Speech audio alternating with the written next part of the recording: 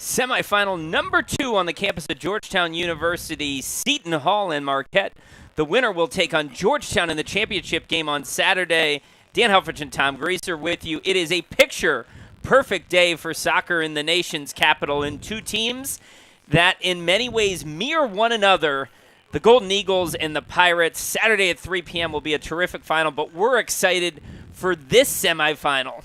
And Marquette and Seton Hall are excited to play. Neither team has played since March 27th, and you can see they do mirror each other.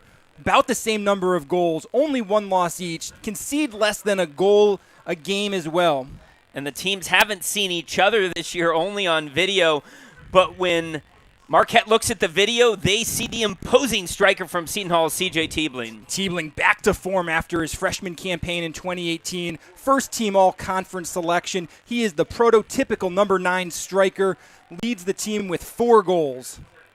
And while Tiebling's been around for a while, it's the newcomer of the year, the diminutive general in the middle, Beto Soto for Marquette.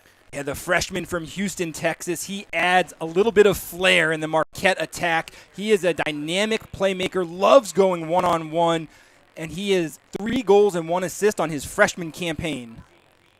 We had a thriller in the opener that went down to the final moments. We expect another one here in semifinal number 2 on the Big East Digital Network. It's Seton Hall, it's Marquette, coming up next. If you're goals, keep it in different places. SoFi is a one-stop shop for your finances, designed to work better together. Spend with SoFi and get cashback rewards that automatically go toward your goals, like investing in stocks, ETFs, and crypto. That's better together. Or pay down your SoFi debt sooner. That's better together. And that's how SoFi is helping millions get their money right.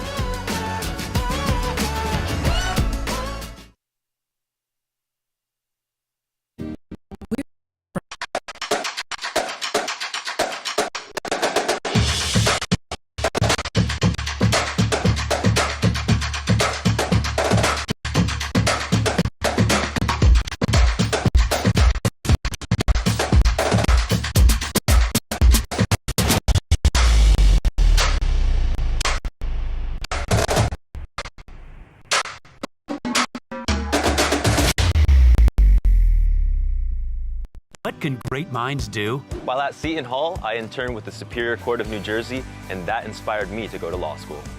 I'm a physics and civil engineering major, and I want to work on infrastructure in underdeveloped countries. I'm the news director at one of the top college radio stations in the country. I'm working with my professor on research that could help athletes during sudden cardiac events. I started my own business, Classic Soccer Cleats, and I just sold it to a company in England. Come see for yourself what great minds can do.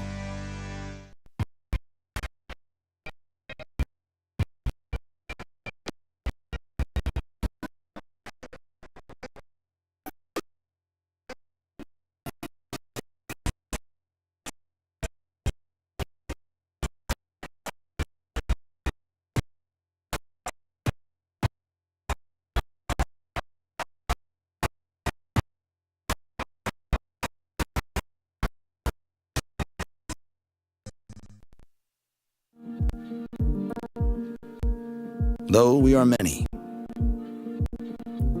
we are part of something. A force bigger than all of us. Big East postseason action, men's soccer semifinal number 2 on the day. The Seton Hall Pirates and the Marquette Golden Eagles. Seton Hall with the familiar starting lineup, Tom Greaser, and Jonas Pex has been terrific all year. Yeah, one of 5 all-conference selections for Coach Lindbergh, and this is a stout defensive and athletic squad for the Seton Hall Pirates. And on the opposite side of the field, we highlighted Beto Soto in the opening, but there's another attacking player that strikes fear in the heart of defenders. It's Lucas Sunnison. Yes, Sunnison leads the team with 6 goals, has an incredible engine up top, a very big work rate.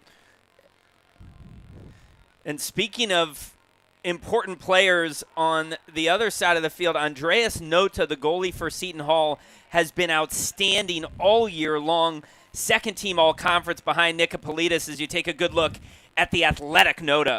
Yeah, goals against average, .6, looking to shatter Seton Hall's record with a goals against average, and he is athletic and a great shot stopper.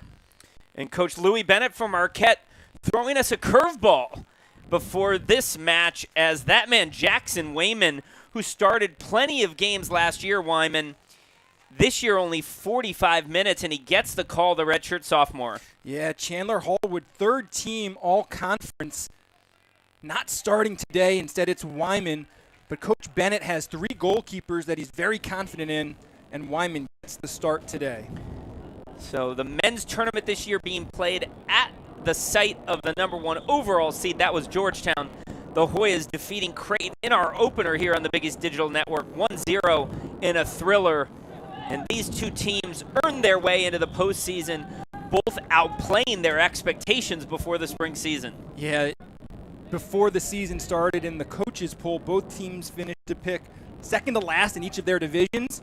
Marquette ends up winning that Midwest division, and Seton Hall comes in second in the East, and each team with only 1 loss on the season.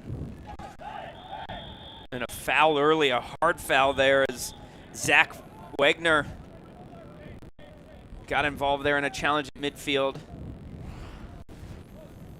And that was Tiebling, and Wegner just letting him know it's not going to be easy running across the middle of the field. We talked about Pex. Here he is, plenty of space to serve a ball in early. And eventually, ball falls to Marin. Marin's shot is blocked. Seton Hall applying some early pressure. Here's Sunnison, the all-conference striker. Now wide to Soto. Marquette loves getting Soto isolated out wide. Tom, your keys to the game. Well, for both of them, it's fitness level. We talked about, from a COVID pause perspective, neither team has played a match since March 27th. Both programs have had to get very creative in training sessions, and this is a hugely important match, but we just don't know what the fitness level will be physically and mentally. Here's Wegner. Now Merzberger.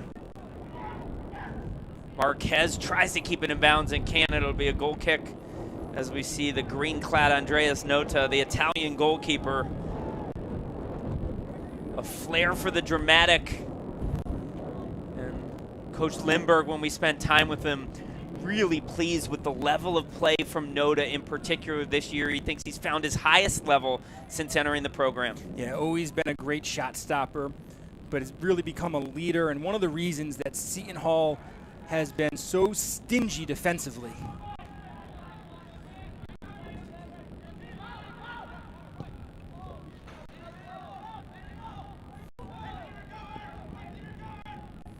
Here's Sunnison trying to dance by Mo Williams. Ball played out of bounds. That'll be a fun matchup to watch today. Yeah, Mo Williams, the transfer from Cincinnati, up to the challenge here. And a throw in deep in the Seton Hall end. It'll be Merzberger to take. Merzberger, the redshirt sophomore for Wisconsin, staying close to home. And Marquette always dangerous on these long throws.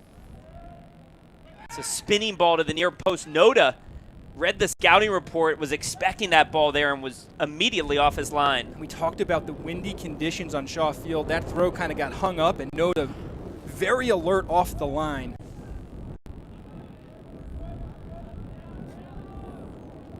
Good bit of defending there by Soto, known for his attacking play. Again, the freshman of the year, 3 goals in this abbreviated spring season. Played out of the Houston Dynamo system.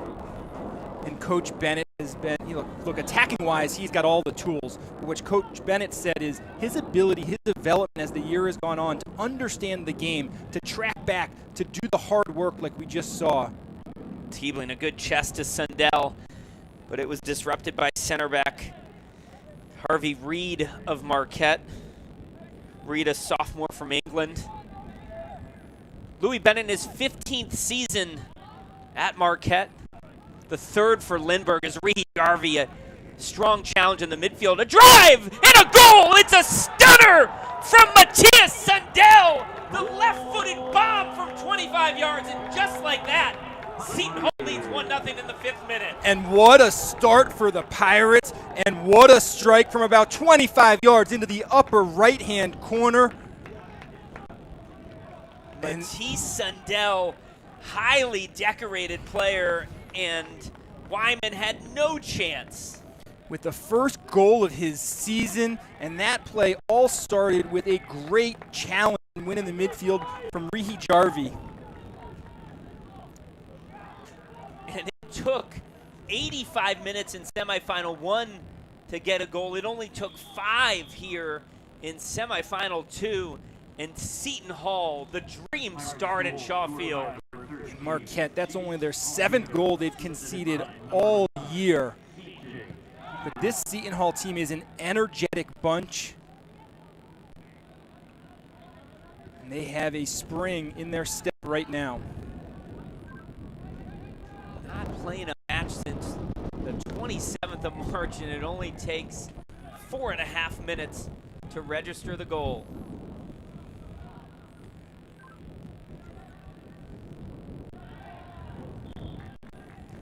And Tom, for Louis Bennett and the Marquette staff, any adjustments when you see one deposited in your own net this early in the match? No, the good, you don't want to concede so early, but the good thing is you have 85 minutes left to go back and get that equalizer. And Marquette this year has been playing a lot of tight matches. 8 of their 10 matches have gone to overtime. Merceberger, he'll peel away to Wagner.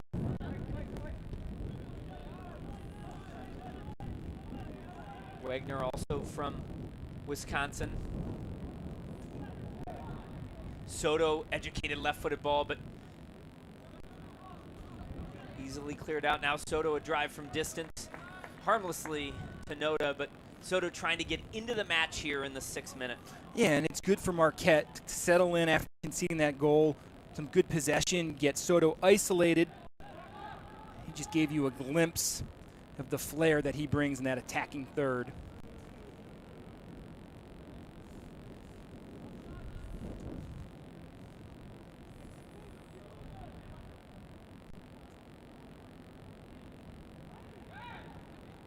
Seton Hall finding Rihi Jarvi near the center of the park.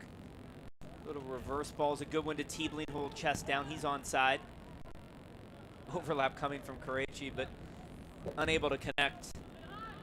But Teebling active early, such an imposing target, and Teebling set up that goal from Sundell, credited with an assist. Marquette loves keeping possession, and Seton Hall loves pressing high and making it hard. We'll see who wins that battle. So Marquette tries to build out of the back. Rihi Jarvi can't believe that foul call, and he'll have a word with referee J.G. Griggs. We'll take a look here. Ooh. Not much to complain about with that call. Rihi Jarvi's such an important presence, Tom, in the middle of the field for Seton Hall. Every time we've seen him this year, he just influences the game in so many different ways. An imposing figure, covers a lot of ground, and as we've seen twice already today, he's not afraid to get down and get in with some hard sliding tackles. Transfer from Coastal Carolina, and offsides whistled. As Sundell, the goal scorer, was whistled for offsides, but Andreas Lindberg in his 3rd year building a team in a bunch of different ways, certainly internationally, a few transfers, and a few important domestic recruits. Yeah, in his 3rd season, and when we talked to him, he said he felt his first 2 years a little bit discouraged. He feels like this team is where he would expect after 3 years, and everyone on the roster is someone that he has recruited and his staff has recruited. And of course, they are the coaching staff of the year in the conference.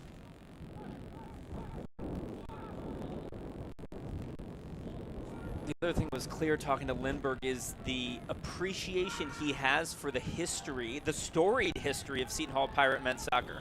Yeah, you think about in the early to mid 80s how dominant the Pirates were in the Big East Conference, but they have not been.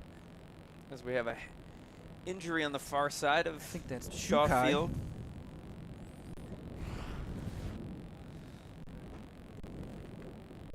And we'll see. They get tangled up there. It was Tiebling tangling, and might have been an inadvertent elbow up high.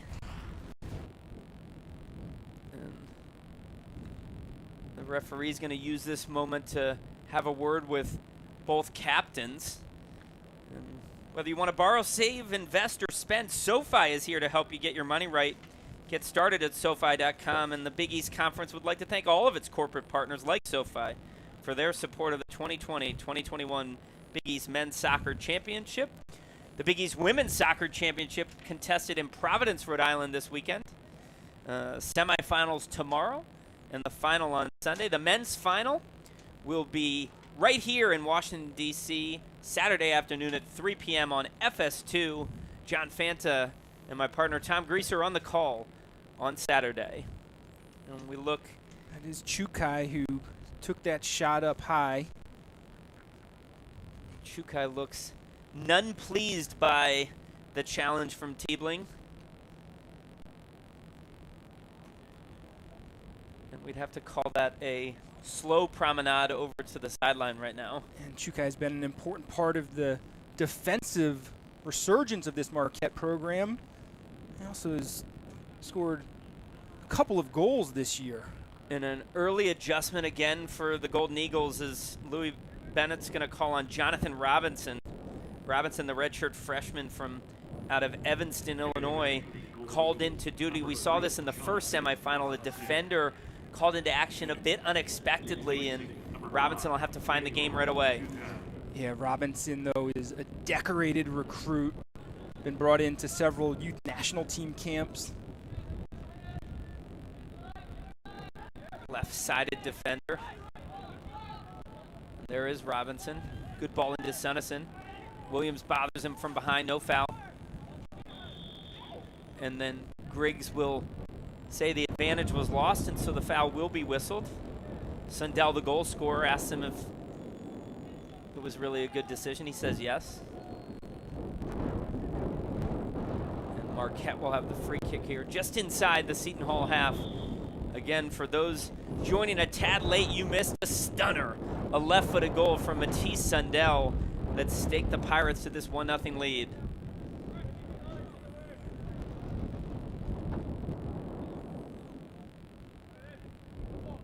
Wagner up into the wind.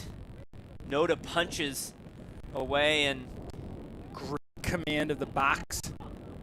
Speaking of command, Tiebling's command of his body, uses it so well, and he is the definition of a handful as a really traditional number 9. Yeah, physically imposing. Burst onto the scene his freshman year in 2018. Struggled with some things in 19, but Seton Hall is thrilled that he's back on form. And Marin drew the foul there. Frustration. Alan Salmarone did not like the call, but Seton Hall is going to have a dangerous opportunity. Yeah, and that's a high foot right up top for J.P. Marin. And dangerous opportunity. And Salmarone motioning that he got a bunch of the ball. It's true, but the foot in a very dangerous position.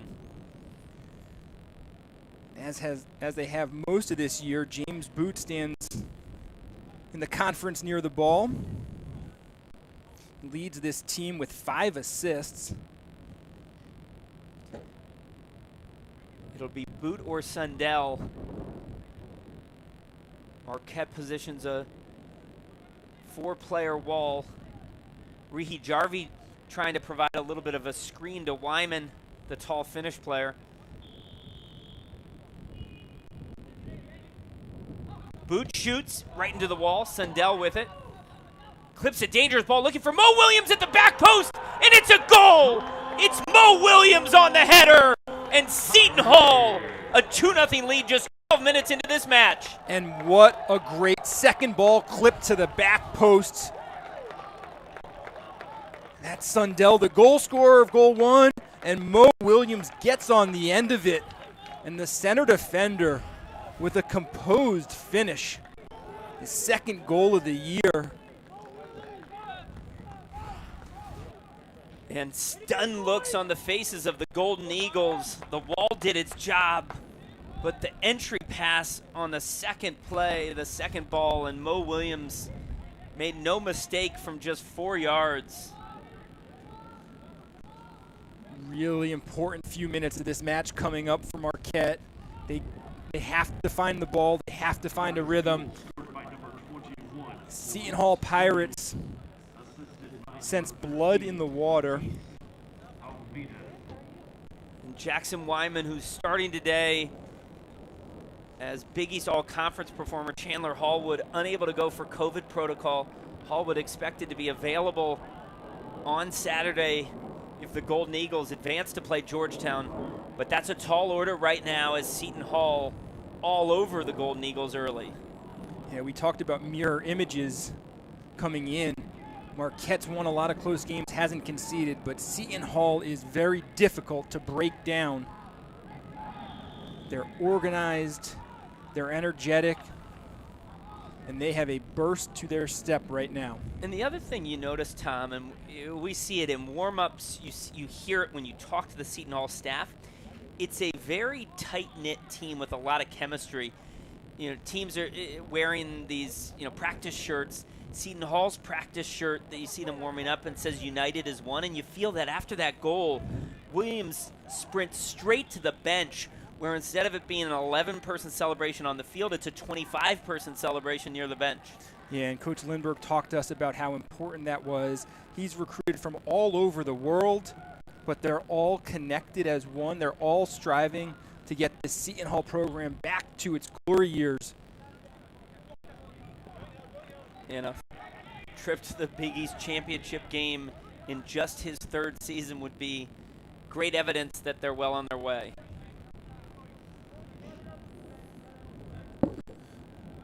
All-conference defender, Johannes Pex.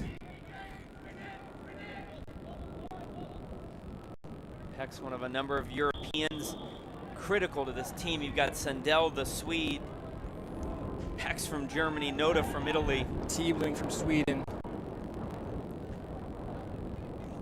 Peck's with the overlap. Boot, a re-entry pass headed away.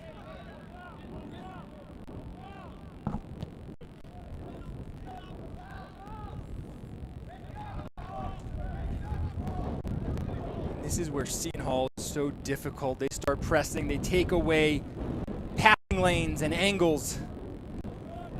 And Marquette is yet to find a rhythm where they're able to connect more than 3 or 4 passes.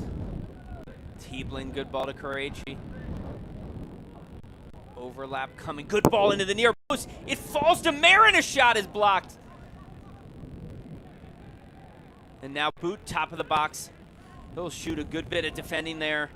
And Marquette very fortunate there, as J.P. Marin would love to get that opportunity back. It was Passarelli who blocked that last shot. But this ball on a platter to Marin, and eyes got big. Eyes got big, and a lot of turf. But Marquette pinned in their defensive area right now. And they're attacking dynamic players like Soto and Sunnison, unable to put an imprint on this match right now. Rihi Jarvi, good feed, it's Marin. Service in the box, Robinson brings down well.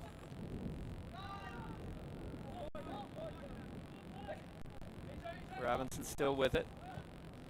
Looking for Sunnison, Williams sure-footed.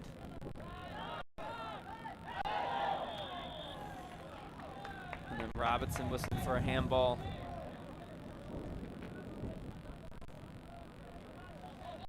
J.G. Griggs telling Louis Bennett to settle down a bit. Louis didn't like the handball call, but it did look like Robinson's arm was away from his body. Pex will Boot will hit this restart as he does almost all of them in the attacking half of the field. It's interesting. He was conferring with the staff about what kind of weight they want on this ball, and the direction was driven to the back post. There it is. Williams is there. Headed away well. It'll be the first corner of the match. Alex Mersberger, a strong defensive header. Yeah, Mersberger, an important defensive header. That was Mo Williams looking to be the target again at the back post. Boot will slowly jog over to the corner flag. It takes guts, drive, and unmatched capability to make it to the top. That's why Jeep is a proud partner of the Big East Conference. Jeep, there's only one. And Boot, we've seen he has the ability to change the flight of these restarts. Some are driven, some are bent in, and there are some big targets for the Pirates. Good ball. Robinson heads away. Falls to Pex. His re-entry pass cleared by Sunnison. And now Kelmendi. The orange-clad goalkeeper Jackson Wyman from Marquette. Wyman, who's only played 45 minutes of soccer this spring, rudely greeted by Seton Hall as Sundell and Williams, the goal scorers, early at Shaw Field. Yeah, and just nothing Wyman could do about either of those. Good little interplay by Marquette. Ball trying to fall to Sunnison. Pex came off his man well to head away. And then the counter. Rehi Jarvie looking for Tiebling, but headed away by Pazzarelli. Pazzarelli, Italian. Each team starting an Italian today. International participation in Big East men's soccer has always been a big factor, Tom. The Seton Hall teams, the St. John's teams of the 80s and 90s, always with a lot of important international players, and throughout the conference now that remains the case. Yeah, it's really remarkable how many great international players the conference is getting, and they make a huge impact in the quality of play. And many of them are making a huge impact at the next level. You think about a player like Julian Gressel from Providence, Fabian Herbers, who went to Creighton, having important careers in Major League Soccer. Here's Wagner. Good entry pass to Sunnison. He'll try to spin, but Williams is there. It's the combination of Williams and Don, that great understanding, that center back pairing. And look, Sunnison he's capable of holding the ball. But Williams and Don, two on one, just too much. Sunnison with 6 goals on this spring season. Rehi Jarvie finds Karechi. Overlap coming from Kelmendi. That ball out of play. Dennis Kelmendi earned that left back starting position. Kelmendi, a sophomore, also from Sweden. As is their coach. Jackson Wyman hoping that his Marquette Golden Eagles can find more of the ball, find a rhythm. Maybe figure out how to get one of these goals back before halftime. Oh, a tough collision from Wagner and Rehi Jarvie. Hate to see it. Immediate signaling from the referee with that clash of heads. Oh, yeah. And that is a tough one right at midfield. Rehi Jarvie looks like split his head open there. Ooh, you just hope both of them are okay. So this may be an extended break, as Rehi Jarvie and Wagner will take a quick break as the trainers attend to both players on the Big East Digital Network. Be right back. If your money is working towards goals, why keep it in different places? SoFi is a one-stop shop for your finances, designed to work better together. Spend with SoFi and get cashback rewards that automatically go towards your goals, like investing in stocks, ETFs, and crypto. That's better together. Or pay down your SoFi debt sooner. That's better together. And that's us how SoFi is helping millions get their money right.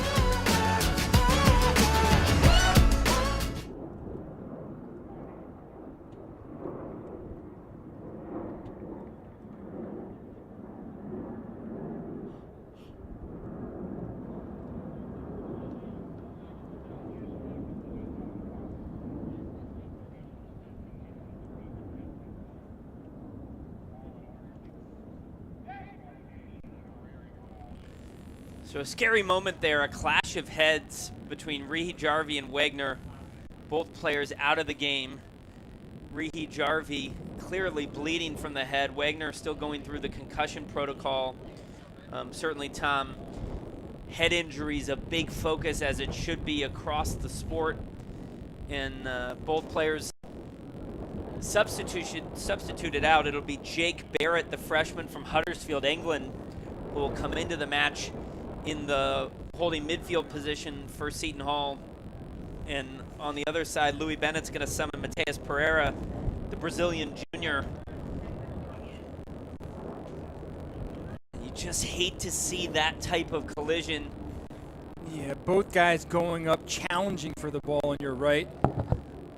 Sometimes those heads collide, and hope both of those young men are okay. Tiebling to Marin. Dispossessed in Marquette. Again, we'll try to find some rhythm, but Kelmendi steps right in front of Soto. And then a good challenge from Merzberger. Merzberger started the game on the right and has moved to the left as Robinson came in. Yeah, Merzberger's had a great year. Recognized as a second-team all-conference defender.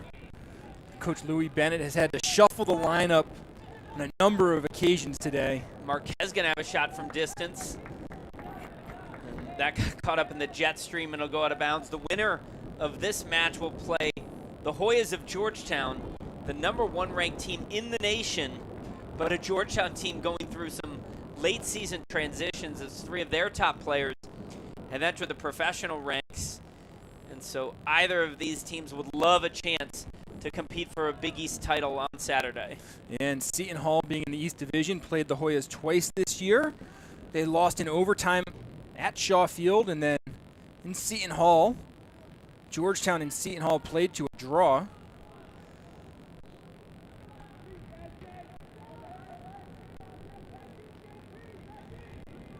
It's Soto now on the ball. Beto Soto, the Big East Rookie of the Year. That's all the way up. All the way up. Now Marquette trying to build out of the back. Yep. On another challenge, Pex against Robinson. And Robinson called upon to play the left back position. And there's the first touch for Pereira, the Brazilian. And then a tough challenge at midfield. Korechi against Salmeron. And this is what Seton Hall does. They get in on physical challenges all over the field. And a dangerous ball from Pereira, putting Salmeron in a very difficult spot.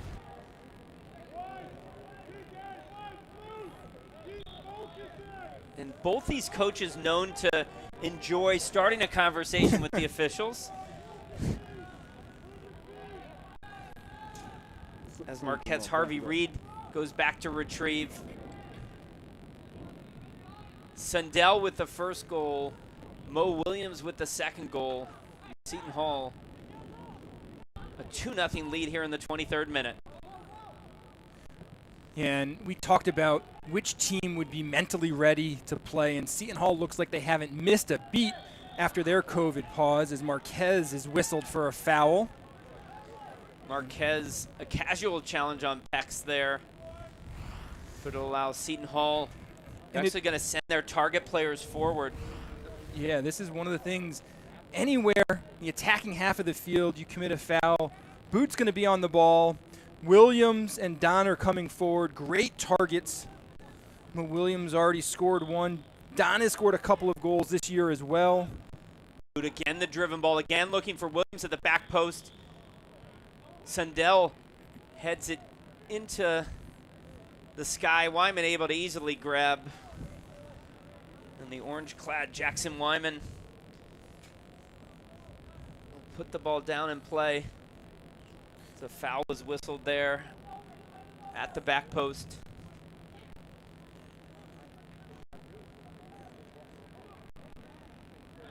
But Tom, when we were talking before the game, as the week prepares, you're talking to coaches, you sometimes sense when there's a high degree of confidence, not arrogance, but this Seton Hall team and Coach Lindbergh, they love their team. Despite the pause, they love the way they're playing right now. Yeah, and they've had a great season. They all are bought in, looking to win a Big East championship to bring this team back to glory.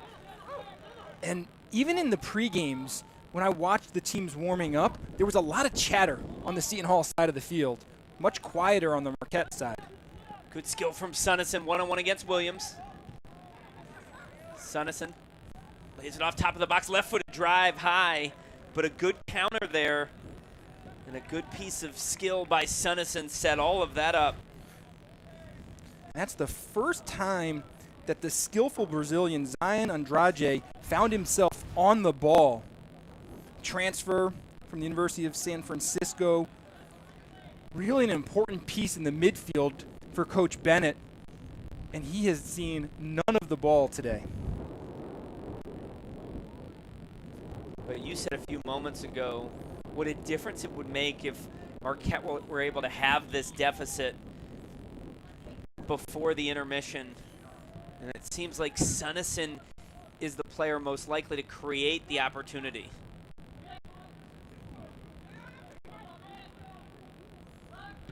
Here's Boot for Seton Hall looking for Tiebling. He battles Passarelli. And it'll be a goal kick. As you see C.J. Tiebling, first team All Big East Conference performer. And a substitution for Marquette as Christian Marquez takes a seat, and A.J. Franklin, the redshirt sophomore from Illinois, will enter. And they'll slide Soto over to the left. He's seen little of the ball as well. Coach Bennett would love to get his freshman sensation isolated and on the ball in the attacking third.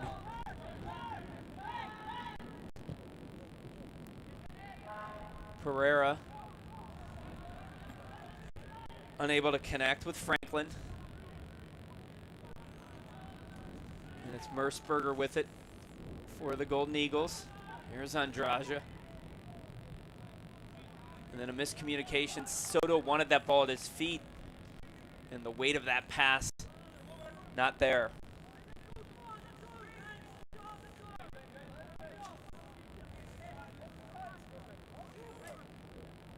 Third team all-conference defender Johannes Pex on the ball here with the neon green boots. Tiebling onside. Tiebling early ball. He and Sundell miscommunicating. And now Marquette with a little bit of an acceleration of pace. Wyman playing more quickly there. Yeah, trying to play with urgency, but they have to be sharp with the ball when Seton Hall is pressing. We've seen how dangerous the Pirates are. We've seen how aggressive they are tackling in the midfield. Robinson looking for Soto, but the depth of Mo Williams is there. And Williams will escort that ball out of bounds for a goal kick. Those just joining the two central midfield players for each team, the sturdy Wegner for Marquette and Rihi Jarvi for Seton Hall, both out of this match with injuries sustained in a head-to-head collision in about the 20th minute.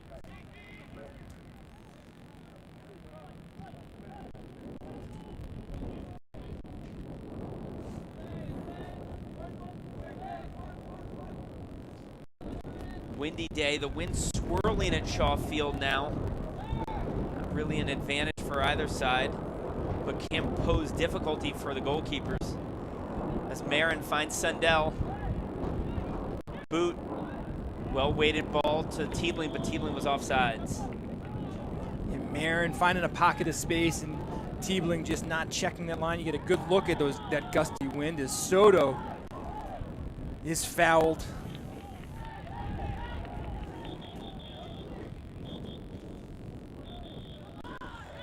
And the Marquette staff frustrated with the referee. He wanted the ball moved back 6 or 7 yards.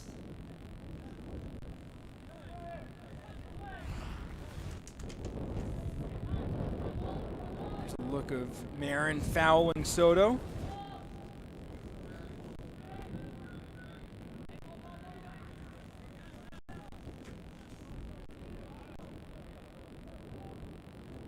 Fireworks early in semifinal number 2. Matisse Sundell with one of the goals of the year in the conference. And then Mo Williams, an adept header. Those are the 2 markers here this afternoon as Soto finds a ball near the corner flag. Early ball's a good one. Put it away by Dom. I love that center back pairing of Williams and Luka Don. Physically imposing, but they're calm when the ball's at their feet. Franklin rises above Kelmendi, but nothing to test Andreas Nota. Nota smaller, Tom, than what some might describe as the prototypical high-level goalkeeper, but clearly an imposing figure when it comes to defending that goal. Yeah, incredible reflexes. Quick to get down. Earlier in the year, when they did play Georgetown here at Shaw Field, it was a penalty kick goal that Georgetown scored, and then in overtime, Nota saved a penalty kick, but Georgetown was able to knock in the rebound. But incredible reflexes and a great shot stopper. Robinson on the ball, and he miscommunicates with Soto. And you can see, we wondered about kind of that layoff, and Marquette has yet to find a rhythm. They're out of sync. Some of that's them. A lot of it, though, is the intensity that Seton Hall is playing with. Seton Hall came out on the front foot from minute 1 of this match. Each team entered this match with a lone loss on the season.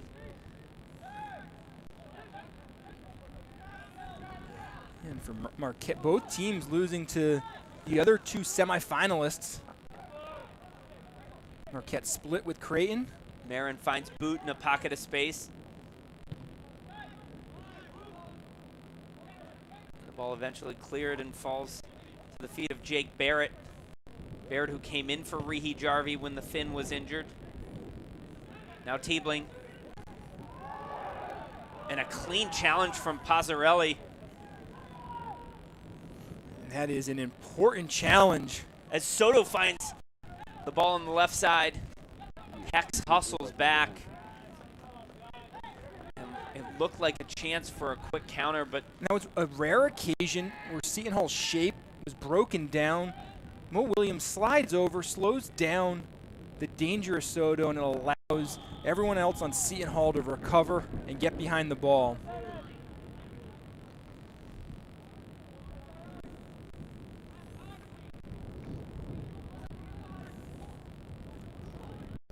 33rd minute of play.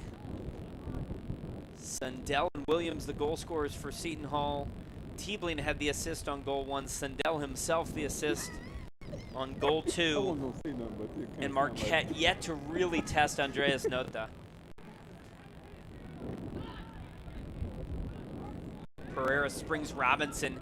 Heavy touch forward. Sunnison tries to lay off. Robinson still with it. And then Barrett whistled for a foul. And it seems like on almost every challenge and foul call, the offending team frustrated with the referee. That was a hard challenge by the substitute, Jake Barrett. I think he earned that foul. No doubt about it. And here's an opportunity. Marquette hasn't had much in the way of possession. Their rhythm's been off. But an opportunity about 27, 28 yards from goal. And wouldn't Coach Bennett love to steal one here? It'll be the Brazilian Pereira on the ball. Shot into the hands of Noda. Bit of an odd design there on that free kick. And Noda springs Sundell, a really brilliant ball from the goalkeeper. Now Sundell will wait for the overlap from Pex. And there's a lot of space for Seton Hall to play right now. Marquette struggling to close down the Pirates. Pex looking for Tieblin at the back post. Franklin there for Marquette. Franklin will win the throw. Substitutes for both teams coming. It'll be Sabo. Sabo, the freshman from Sweden. And then Beto Soto exits for Marquette, replaced by Sam Thornton.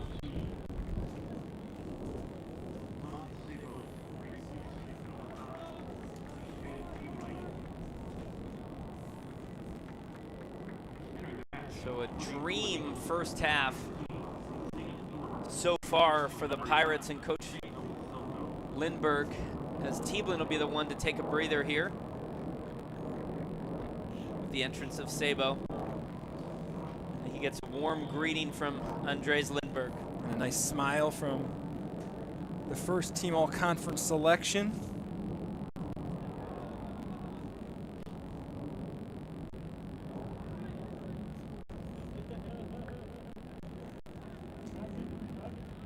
You know, Coach Bennett said for most of this year, it hasn't always been the prettiest soccer that Marquette's played, but they've figured out ways to win matches. They've figured out a way to compete. He talked about the importance of the commitment to defending. I just think his team needs to settle down and try to keep the ball, play out of pressure against Seton Hall, get comfortable in possession, and find a rhythm in the last 10 minutes of this half.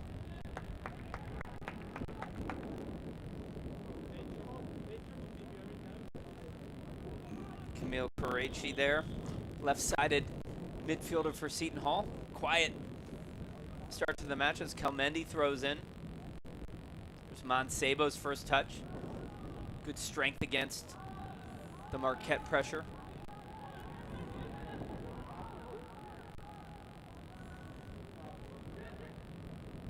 Luka Don finds Sundell in a pocket of space in the penalty area. Yeah, but Dan, even there, Sundell is able to receive that ball on his chest in the penalty area. Closest Marquette defender was 2 or 3 yards away from him, and that's what I'm talking about, the space that Seton Hall has to play right now.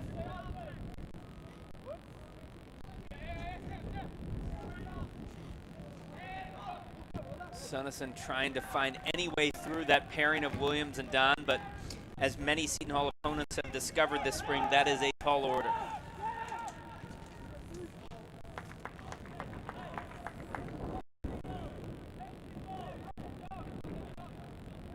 Tom, as you said, Zion Andrade having a very difficult time finding any rhythm of this match, and for Marquette to be effective, Zion needs to be at the center of the attack. Yeah, the Brazilian has great feet. He's dynamic.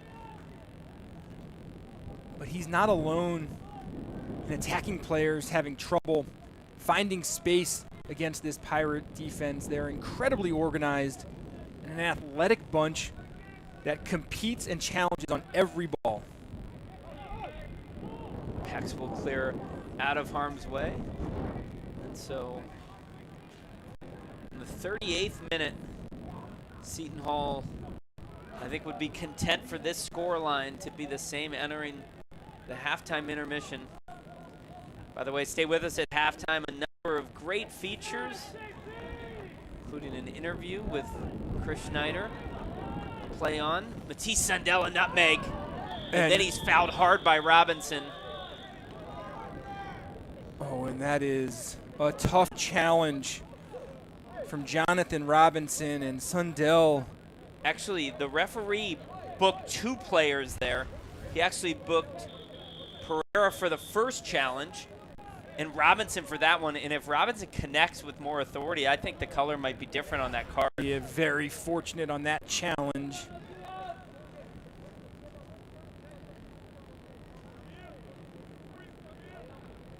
Sundell, what a bit of skill there. What a first half.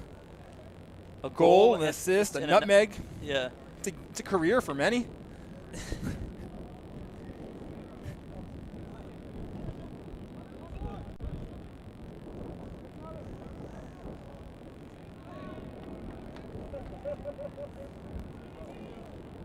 So Boot with it here. Again, Seton Hall bringing all its target players forward. Marquette choosing to set its defensive position right at the 18-yard box. And so there's a big pocket of space for Boot to visualize serving this ball into, and all of their restarts have been dangerous today. Looking for Williams again. That time Wyman off his line.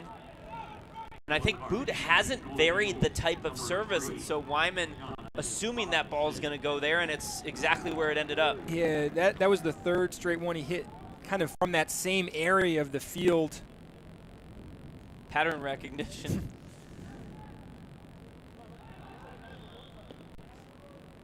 But the first couple, Seton Hall's not only gotten to the first ball, they've gotten to the second ball as well.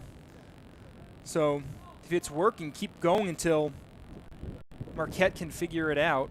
Wyman did well there. A reminder, the winner of this match will take on Georgetown on Saturday, 3 p.m. FS2. Don't miss it. As Pex retrieves the ball and off the ball.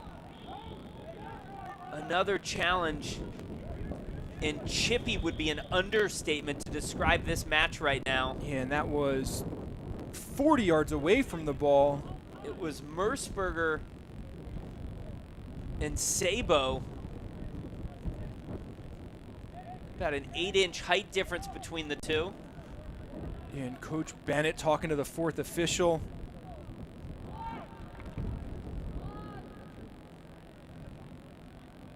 And Tom, these teams may not have played each other for a couple years, but it hasn't taken long to develop a distaste for one another.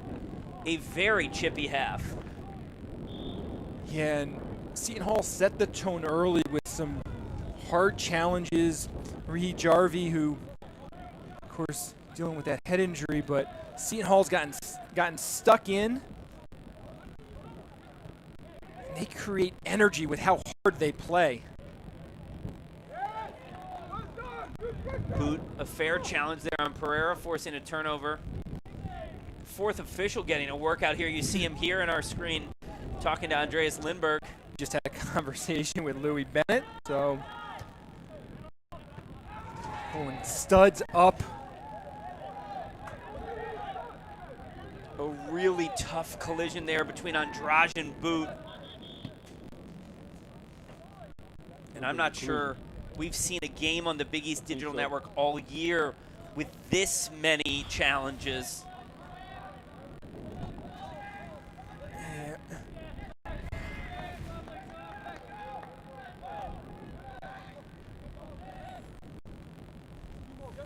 And Tom, this has become a very difficult game to officiate right now. Yep. And some of these challenges are bordering on very dangerous as well right now. Sabo and Passarelli contending, then Passarelli intentionally kicks it into Marin. Yeah, but even though Sabo's called for a foul, he is applauded by his coaches for the energy and the work.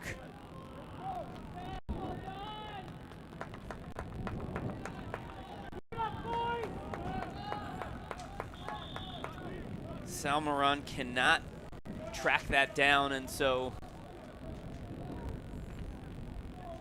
Seton Hall win a throw in, allowing them to make a substitution. It's Razamir, the Israeli freshman, one of 3 Israelis on the Seton Hall team. 2-0, and let's see if we can take a look at both goals. Matisse Sundell scoring the first, and how about that? And we'll try to find the second one a little bit later. It was a great goal from Williams.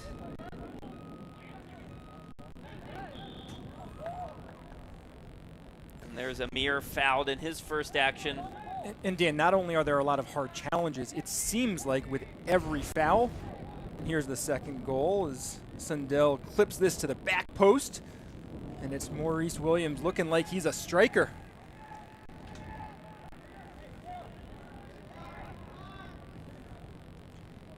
Yeah, it's unclear who Mo's calling, but it's good to see him getting on the phone. Back to live action. Ball's going to fall to Amir near the end line rather. And he'll win a corner. And it's interesting, Amir emphatic that ball hit the outstretched arm of Jonathan Robinson. He was lobbying for a penalty. Yeah, from our angle here, it certainly looked like Robinson's arm away from his body. Another corner kick for Seton Hall.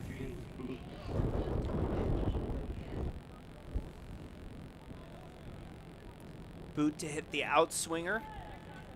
The English sophomore. Driven ball near post.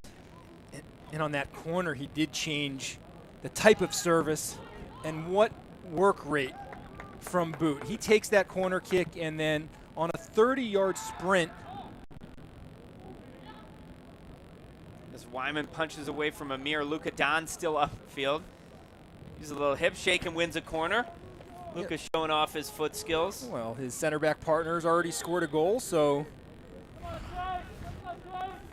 here's Wyman. Good command of his box. A nice moment here. Chase Hudson, the local product from Paul VI, known more for its basketball player and program, but the Fairfax, Virginia native, getting a game close to home. Yep. Another product of Bethesda Soccer Club.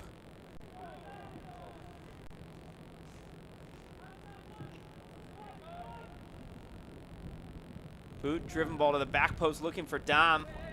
He can't keep it in play, and so with 2 minutes remaining, a goal kick. And Andreas Lindberg really looking for ways to get players big postseason action. And another substitution, as this time it's Mark Walker, another freshman. Walker from New Jersey.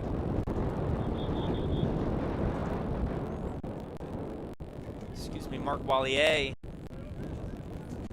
And I think it's one of the reasons for Coach Lindbergh is we've talked about the lack of games since March 27th. Get some players some minutes, get their fitness, get them feel.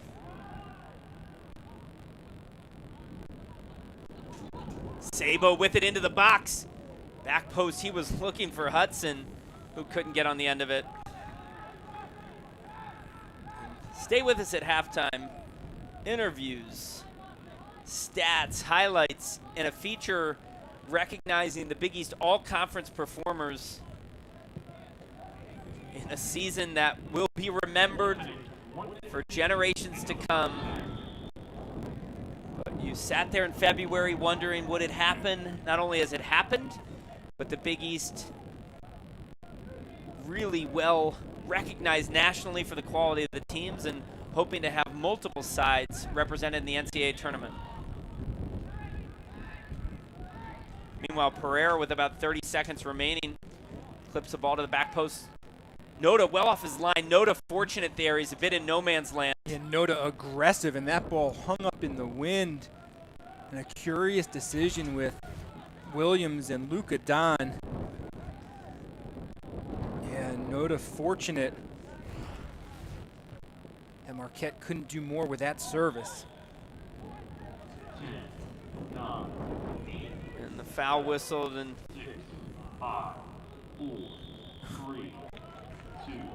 then the referee asks for 5 seconds to be put back on the clock. And Pereira was just trying to delay this restart enough, but it allows Maurice Williams and Luka Don one more chance. Really no angle. Tom, why wouldn't everybody be in the box right now? That's a great question. Boot's gonna have a shot from distance over Wyman's goal. And that'll do it for a first half that was all Seton Hall. That man, Mo Williams, the second goal scorer, Sundell the first. The Pirates, a commanding 2-0 lead. Louis Bennett and the Marquette Golden Eagles go into the half searching for an answer, but for now it's all Pirates. Seton Hall 2, Marquette 0. If your money is working toward the same goals, why keep it in different places? SoFi is a one-stop shop for your finances, designed to work better together. Spend with SoFi and get cashback rewards that automatically go toward your goals, like investing in stocks, ETFs, and crypto. That's better together. Or pay down your SoFi debt sooner. That's better together. And that's how SoFi is helping millions get their money right.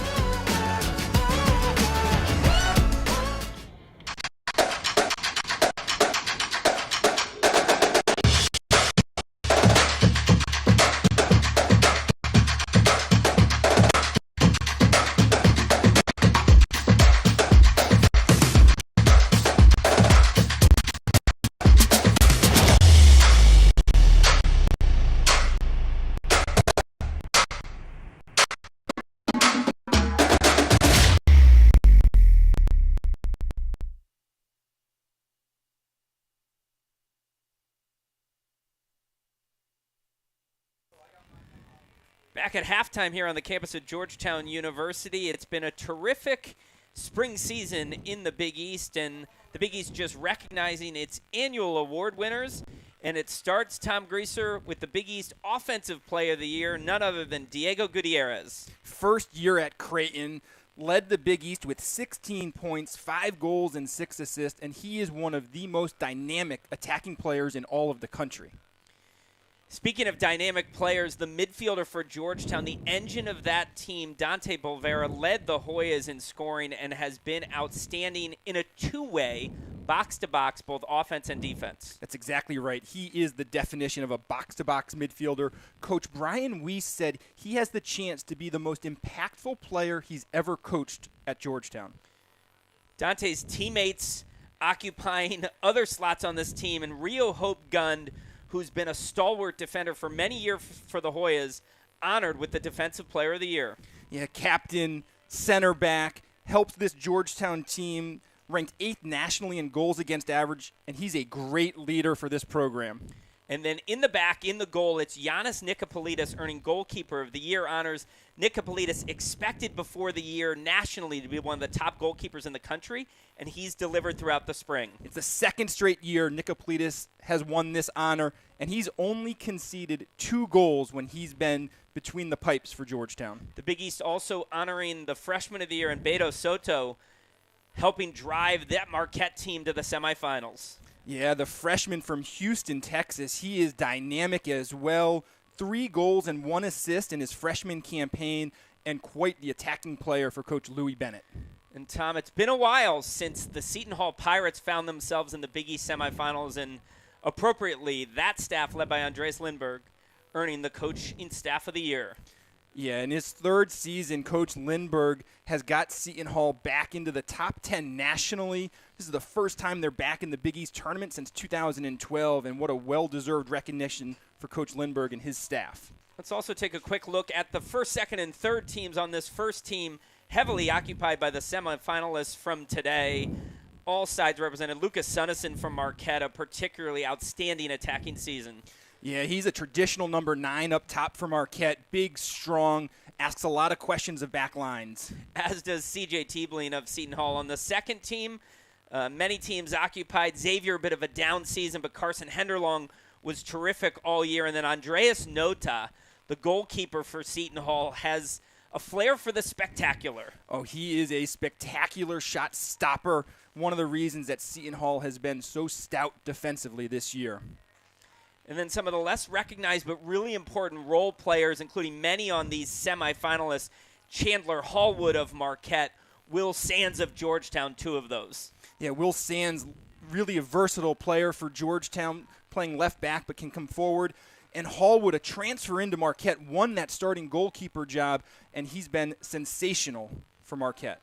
We'll be back with the starting of the second half next here in the Big East semifinals on the Big East Digital Network. If your money is working toward the same goals, why keep it in different places?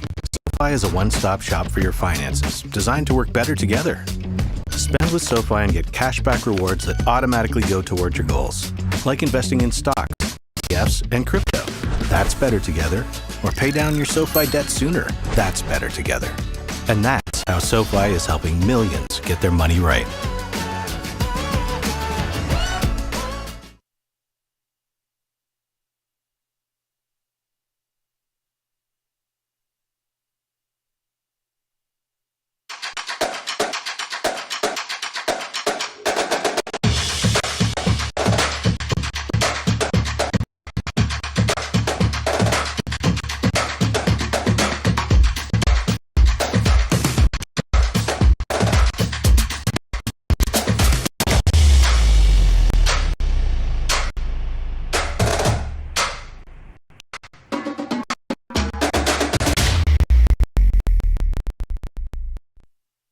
What can great minds do? While at Seton Hall, I interned with the Superior Court of New Jersey, and that inspired me to go to law school.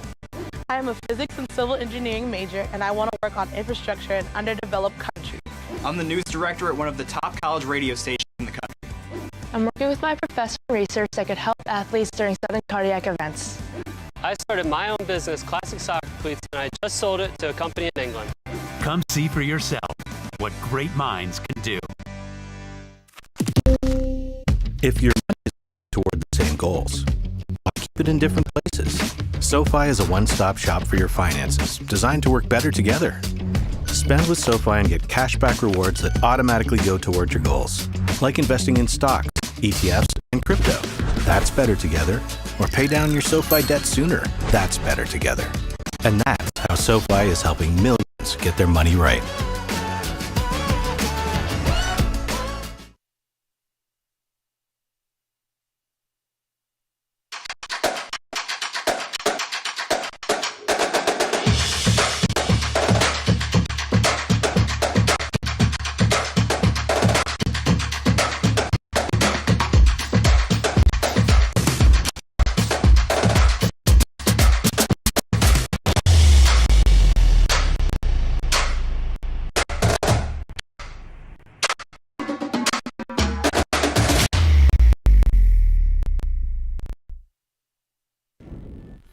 Welcome back. Halftime of the Big East semifinals, and we are fortunate enough to be joined by Chris Schneider, the Executive Associate Commissioner of the Big East Conference, who's also the current chair of the NCAA Men's Soccer Selection Committee.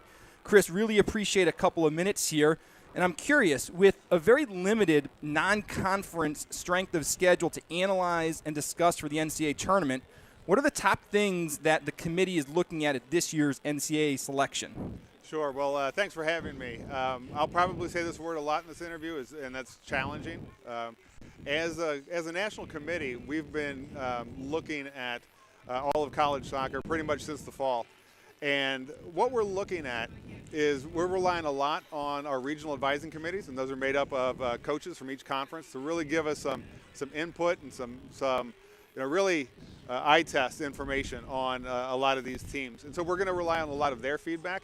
We're also going to look and see how teams do within their conference, what conference tournaments look like, and then we'll also take a look at strong regional wins. But really, at the end of the day, we're going to be looking at all of the data that's available to us to help us pick the at-large teams. And Chris, challenging is a great word for all programs. And one of the unique things about this year is that some conferences actually played games in the fall, right, with a split season, the ACC, the Sun Belt. Other conferences like the Big East only playing games in the spring. How do you consider that split season? Yeah, we're really taking a look at the team's total body of work, because those that did play primarily in the fall also did play in the spring. So we are taking those results into consideration, and then we're continuing the evaluation of those teams in their spring play as well. We're obviously at halftime of the Big East semifinals, Chris, so I am curious, what are the strengths of the Big East going into selection Monday? Yeah, I think when you look at the Big East, I think from a historical standpoint, we've been evaluated as a very strong conference in soccer, and I think that continued this year. Even though we were divided into divisions, an East and a Midwest, I think we still get a lot of respect for the talent level within the conference and the style of play that we get. So I'm looking forward to going into selections and really talking about a lot of the programs that we have in our league, specifically the 4 teams that we have here this weekend. Wonderful. And then last thing, Chris, in this COVID environment, both the men's and women's championships have been moved back to Cary, North Carolina. Can you talk about that move for a minute? Yeah, I think you've seen the NCAA make this move in several of their championships, and really I think the focus on that is to reduce travel as much as possible, bringing everybody to one site, but it also helps to facilitate a testing program so that we can ensure that our student athletes, coaches, officials, and administrators are as safe as possible. So we are going to have a few sites throughout the state of North Carolina for the first and second rounds of both men's and women's soccer tournaments, and then we'll move on to Cary for, I believe, the third round on. Wonderful, and it's certainly been a challenge, but I know that all the 4 teams here and all the teams vying for an NCAA selection spot are thrilled that they're able to play. Chris, appreciate a couple of minutes with us here at halftime. and we will be back for second half action of the Big East semifinals.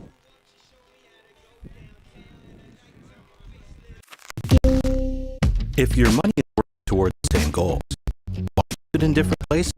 SoFi is a one-stop shop for your finances, designed to work better together. Spend with SoFi and get cashback rewards that automatically go toward your goals, like investing in stocks, ETFs, and crypto. That's better together. Or pay down your SoFi debt sooner. That's better together. And that's how SoFi is helping millions get their money right. What can great minds do? While at Seton Hall, I interned with the Superior Court of New Jersey, and that inspired me to go to law school. I am a physics and civil engineering major, and I want to work on infrastructure in underdeveloped countries. I'm the news director at one of the top college radio stations in the country. I'm working with my professor on research that could help athletes during sudden cardiac events. I started my own business, Classic Soccer Cleats, and I just sold it to a company in England. Come see for yourself what great minds can do. Halftime at Shaw Field in Washington, D.C., the second semifinal. Seton Hall leads Marquette 2-0. In the first semifinal, Georgetown and Creighton played a thriller, Tom Greaser, and it ended with Joe DeLuz scoring not only his first goal of the year, the first goal of his career. Yeah, and for much of this match, Creighton was on the front foot, and it was the all-conference goalkeeper, Giannis Nicopolidis, clearly the man of the match, but it was Joe DeLuz bringing glory to the Hoyas as they look for their fourth straight conference championship. So who will face the Hoyas? Well, in this match, the field's been pretty tilted one-sided, Seton Hall and Marquette. But, Tom, my eyes and yours drawn to the fouls line. That is as physical a match as we've seen all season. Yeah, and a lot of those fouls were bordering on dangerous, studs up. We've seen a lot of collisions, a lot of activity. Hopefully, cooler heads prevail in the second half. It was goal scoring early. Sundell, a rocket from 25 yards. Williams, a header at the back post. And then a solid performance. We will be back momentarily with the start of second half action. It's Seton Hall 2, Marquette 0. If your money is working toward the same goal, why keep it in different places? SoFi is a one-stop shop for your finances, designed to work better together. Spend with SoFi and get cashback rewards that automatically go toward your goals, like investing in stocks, ETFs, and crypto. That's better together. Or pay down your SoFi debt sooner. That's better together. And that's how SoFi is helping millions get their money right.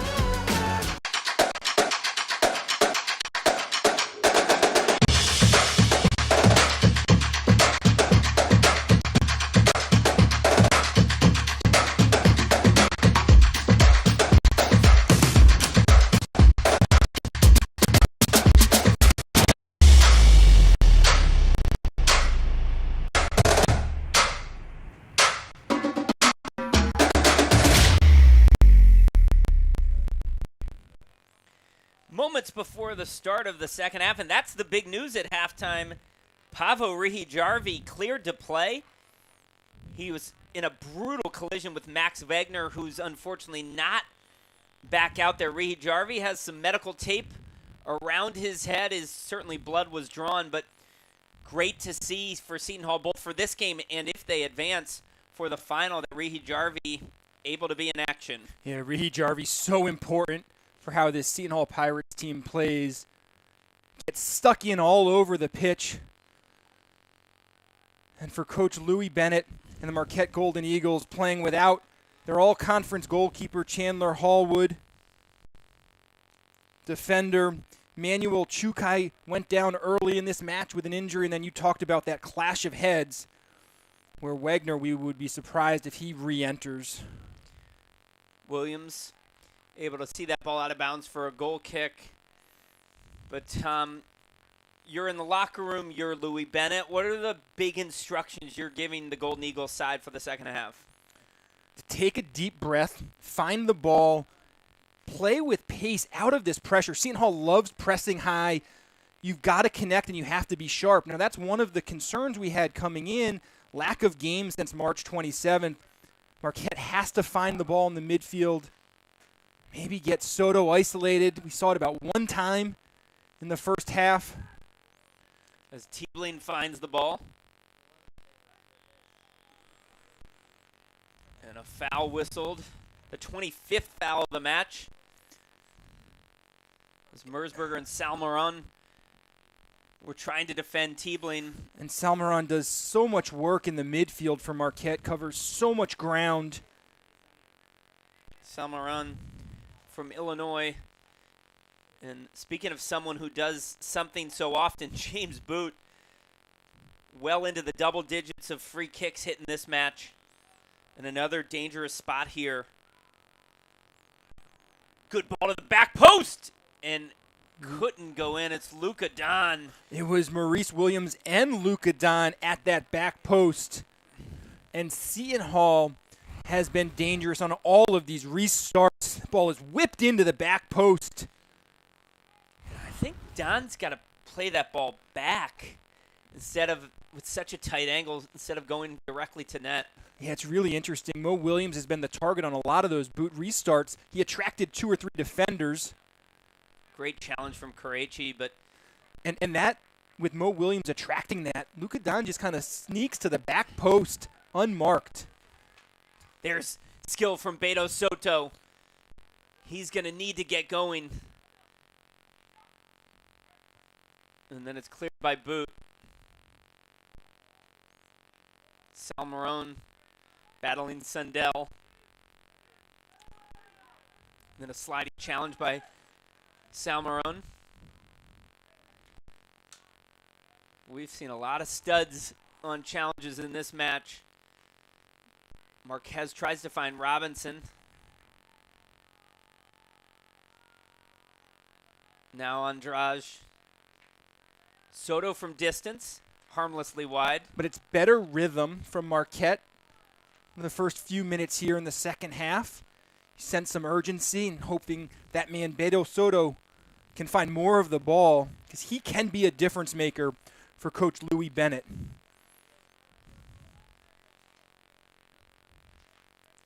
Soto leaving the warmth of Texas for the upper Midwest. He had never seen snow in his life until he went to Wisconsin. Told Coach Bennett how much he loves snow, though. Not sure if I were Coach Bennett, I would be using that as a recruiting advertisement. But I love to hear it. And another foul whistled. And I think you're going to see J.G. Griggs tighten the way this game's being called. Have to. That first half was chippy, and it got chippier as the half went on.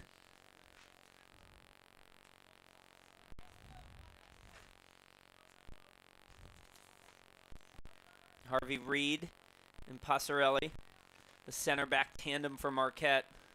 Poor touch there by Andrade. And then a foul whistled.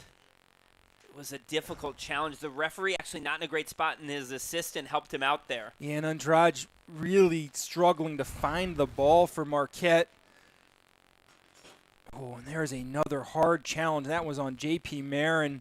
And we've seen these hard challenges both sides, both teams.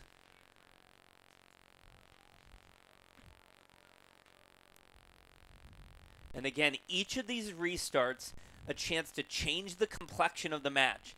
And while Seton Hall clearly the better side, Marquette, if they can stave off a restart, find their own on the other side, maybe they get back in this match. Yeah, can steal one. Luka Don at the back post. Swerving cross in, headed away by Reed, and it'll be a corner for the Pirates. Yeah, Harvey Reed did well positionally there.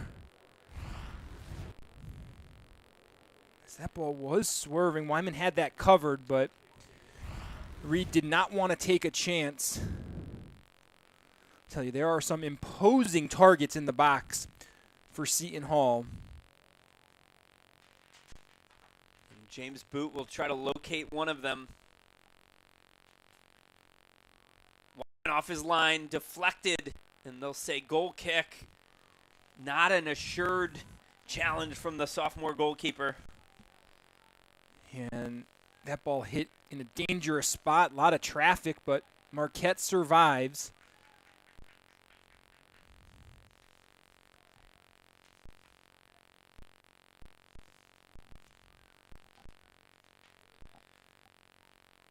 Oliver Passarelli, now Robinson. Trying to connect with Marquez, but nothing there. And Marquez actually had space there if he were able to turn.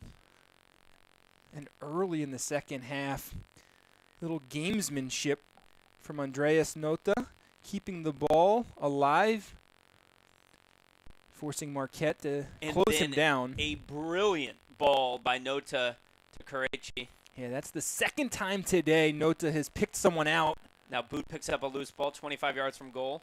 Looking for Teebling, but couldn't get past the first defender. Now Soto. And Rihi Jarvi gets down as he so often does. Kelmendi now finds Karachi. Kelmendi still with it. And goal kick. Georgetown, the host of both games today, here at beautiful Shaw Field. And Tom, this field in pristine condition to be hosting the conference championship. Yeah, Bermuda grass facility. It rained most of the day yesterday, but all 4 teams trained on the field, and the field is playing brilliantly. You know, Marquette, like Creighton, this is their first match on grass all year. Franklin wins the header, looking for Sunnison. And Sunnison just not getting the service that he wants in this match. There's Gabe Cash, just entered for the first time wearing the number 2. Teebling wide to Karachi. Good ball to Teebling, chest down, but the challenge successful from Merceberger. And a throw-in for Seton Hall. And Teebling starts that play kind of on the left side of the field and then loops all the way around the back shoulder. And that man, Coach Andreas Lindberg, feeling very good about how his Pirates are playing today. Tom, I was watching a CONCACAF Champions League game last night. I saw an illegal throw, and it surprised me. And I just saw another illegal throw. Well, it doesn't surprise you that you saw an illegal throw. It surprises you that it got called. Fair. Here's Cash. His ball easily read by Kelmendi. Now Andrade. And Andrade forced to come back farther. But look at the pressure. Sundell, just no time to play in the midfield for Marquette. And it's really what Seton Hall has done all year. Salmeron. Now Merceberger. So Merceberger started the game at left back. Robinson entered, and he moved to the right. And now with Cash in the game, Merceberger goes back to his familiar left back slot.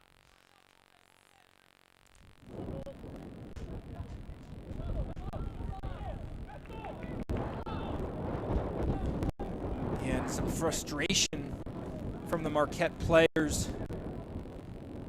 Soto, crafty turn, coming back deeper. Another turn. This is the flair that this freshman sensation brings to the match.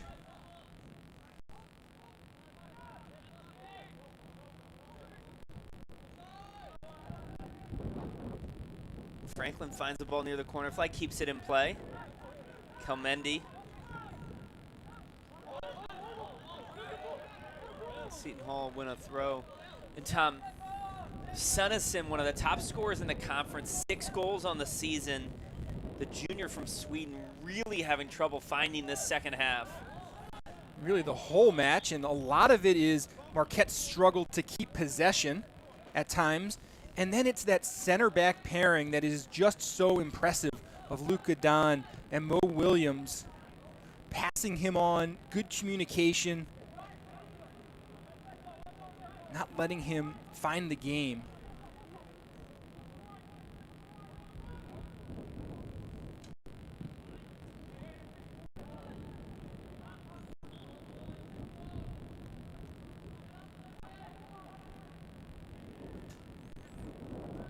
Passarelli wins the header strongly over Teebling.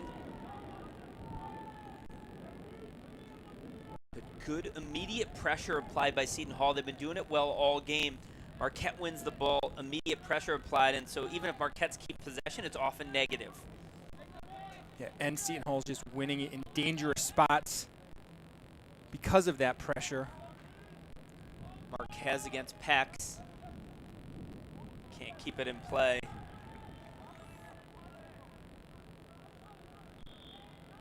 And again, that back four of Seton Hall. I mean, we've talked a lot about Don and Williams, but Pex on the right, Kelmendi on the left's been excellent today. If Seton Hall is to advance, will pose a lot of challenges for the Hoyas of Georgetown.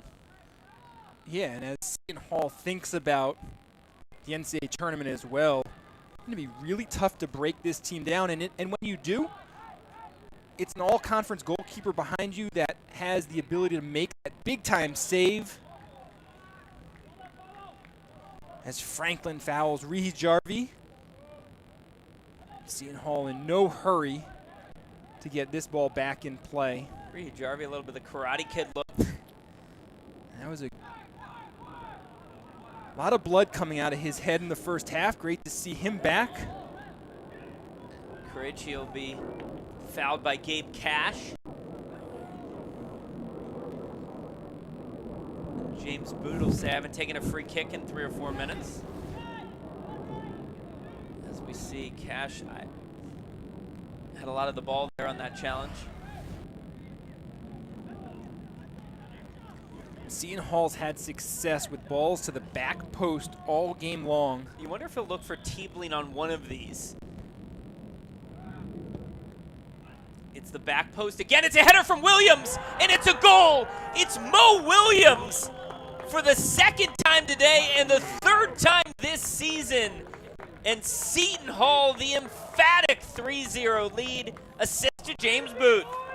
Assist number 6, and I just mentioned it's the back post. Seton Hall has had all sorts of success, and Mo Williams rising above and burying this for his second of the game. No phone call from Mo Williams this time. I'm sure there'll be plenty of text messages on his phone at the end of this match that he'll be responding to in a hotel room in Washington, D.C. tonight, because Tom Greaser, unless a miracle ensues in these last 31 minutes, Seton Hall on their way to the championship game. It's their center back, Mo Williams. Second goal of the match. Pirates goal scored by number 21, Maurice Williams, assisted by number 8. And Rhea Jarvie sliding in again, disrupting everything in the midfield that Marquette attempts. Sundell sees Tiebling to his left. Tiebling, a near post drive, goal! CJ Tiebling, an explosive near post drive. And the route is on at Shaw Field. Sundell's second assist of the match. Tiebling now with a goal and an assist. The Swedish sensation, what a left-footed strike from CJ Tiebling.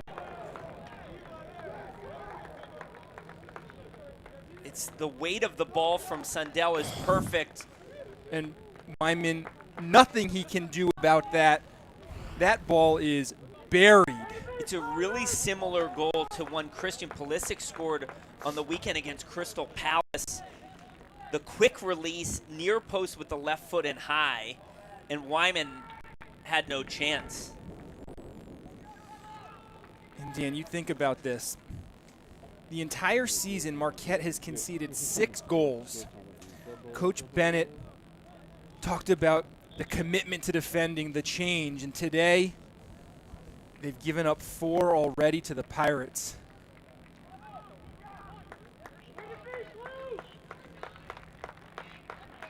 And CJ Tiebling exiting. And Tom, would your prediction be that'll be the last you see of CJ this afternoon? I would think he will get the last 31 minutes of this match on the bench. And Tom, this is a point where if you're Coach Lindbergh and the staff, you do think about Saturday's matchup. How do you stay healthy going into that matchup against Georgetown? How do you stay healthy? But as we talked about, this game was chippy, maybe because now it's 4-0 that chippiness goes away, but Seton Hall leads the league in yellow cards, so it's not just about staying healthy. Got to make sure you don't pick up any needless cards or fouls.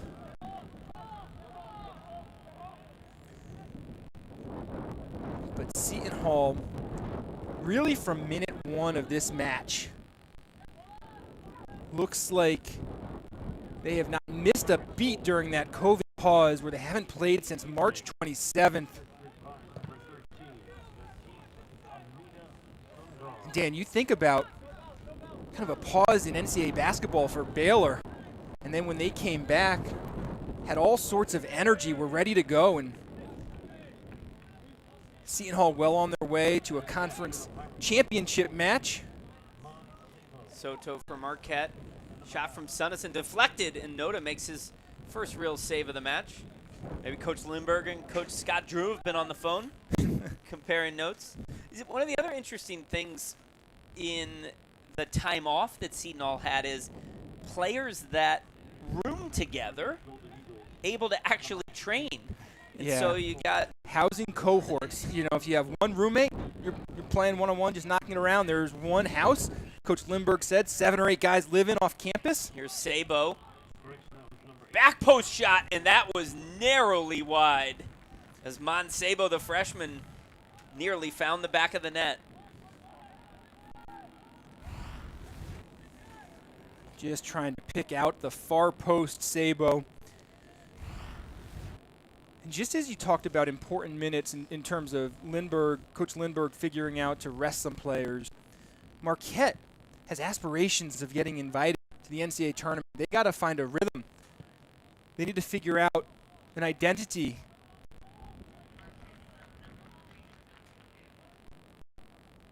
And Tom, you want to talk about a tough job? Being on the NCAA men's or women's selection committee in a season where most teams played either 1 or 2 or 0 out of conference games, and most teams played between 5 and 11 games. And I'm not exaggerating with 5. There are teams, you think about a team like American University, coached by former Big East assistant, Georgetown assistant Zach Samuel, 5 regular season games. And Coach Samuel and the Eagles advancing to the final of their conference tournament. But what a challenge for the committee, as the age-old computer models, not much of a help. Yeah, and during halftime, Chris Schneider talked about they relied on regional scouts and really kind of communicating and watching and figuring it out. But you're right. It is a huge challenge for those at-large berths, and that's why for Georgetown having advanced to the final and Seton Hall well on their way, that automatic berth is so important.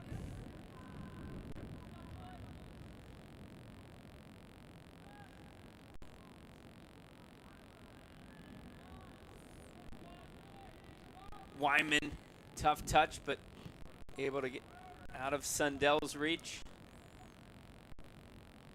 Raheed Jarvie. Raheed Jarvie, who really set the tone early in this match for Seton Hall. So recapping the goals, Sundell on a Teebling assist, Williams on a Sundell assist, Williams from a boot assist, and Teebling from a Teebling with a brilliant strike. Teebling from a boot assist. And just as we suspected might happen, Tom Lindbergh summoning a few additional players as Sunnison tries to attack Williams, but he clears out, and it'll be a corner kick for Marquette. This is the first corner of the match for Marquette. It'll be taken by Andrade.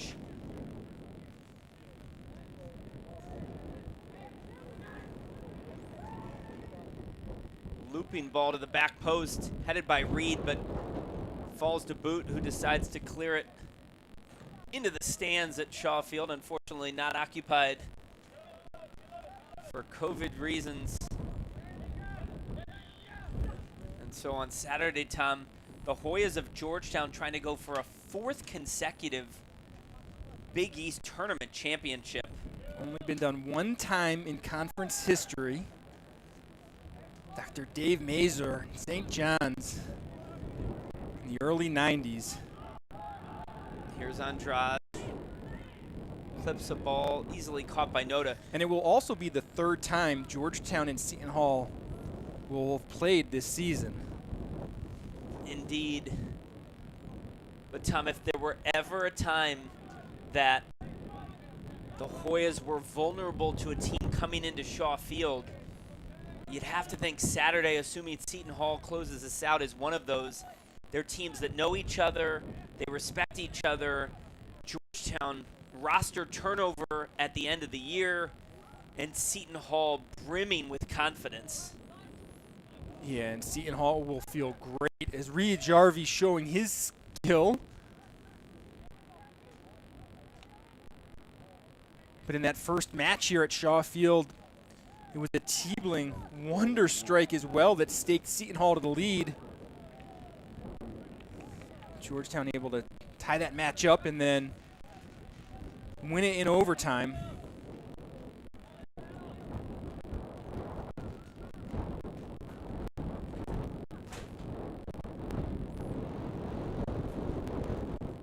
Robinson, good burst. He and Pax battle, and Pax will win. Pax will not win a throw-in.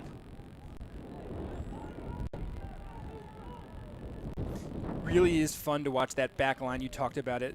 They're all on the same page. That line is straight across. They hold a great line, and there's great communication.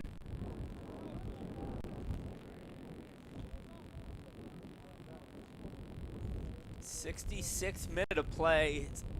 Seton Hall all over the Golden Eagles of Marquette.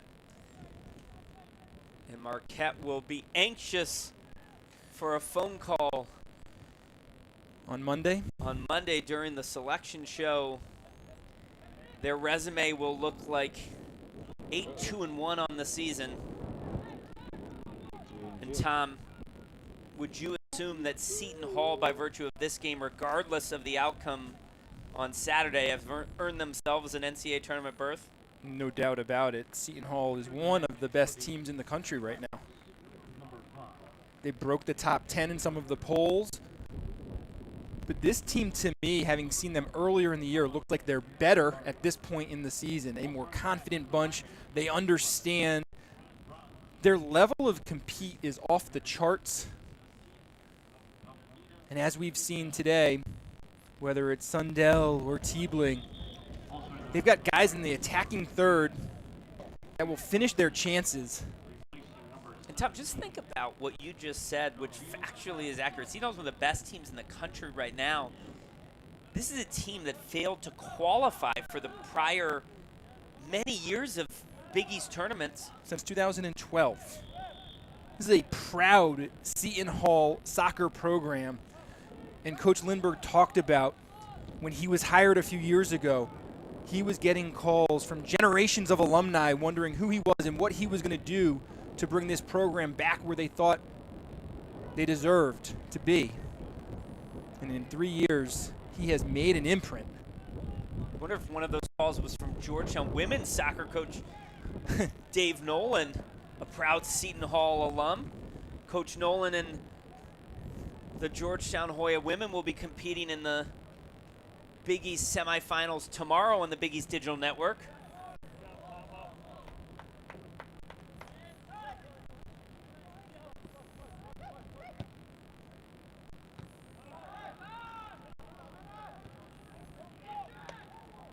Salmaran with possession through Andrade. And with these 2 goals in the second half, the level of compete is kind of dropped on the field, and Seton Hall staying incredibly organized as well, but their first line of defense is dropped considerably. Just keep Marquette in front of them.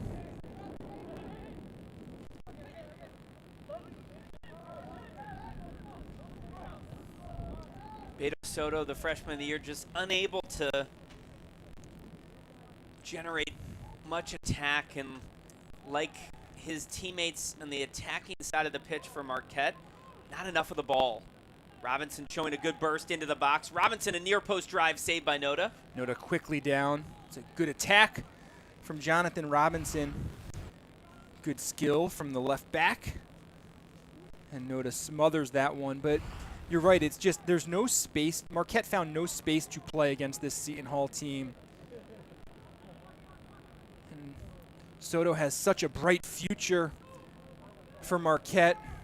Saw some glimpses of his amazing skill. Andrade trying to free Marquez but can't. Here's a counter from Boot, but he'll cautiously move forward and find Kelmendi over his outstretched left foot. Kelmendi, the sophomore from Falkenberg, Sweden, among the less heralded of the four backs, but for me, equally impressive. He's been very sturdy today. Yeah, we talked about the organization along that back line, the communication, the understanding of when to pass runners on. And two juniors and two sophomores among that back four, in front of course, a senior goalkeeper in Nota. J.P. Marin will exit. Probably the last we'll see of JP this afternoon. Red Bull Academy product.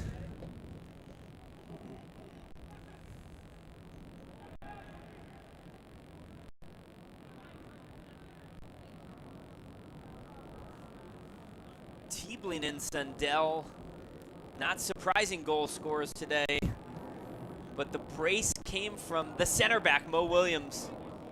And I'll tell you, Tom, he had the celebrations dialed up both times. He didn't look like an unfamiliar goal scorer. No, and both of those finishes mentioned, he looked like a center forward.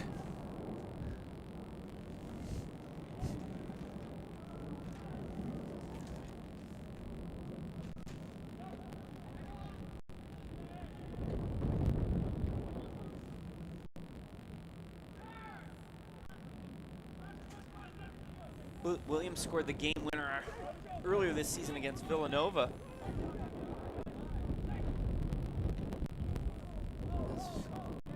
Harvey Reed able to clear. Another look there at Kelmendi. Coach Lindbergh not choosing to sub, at least so far, any of the four backs. Yeah, they're in such a good rhythm.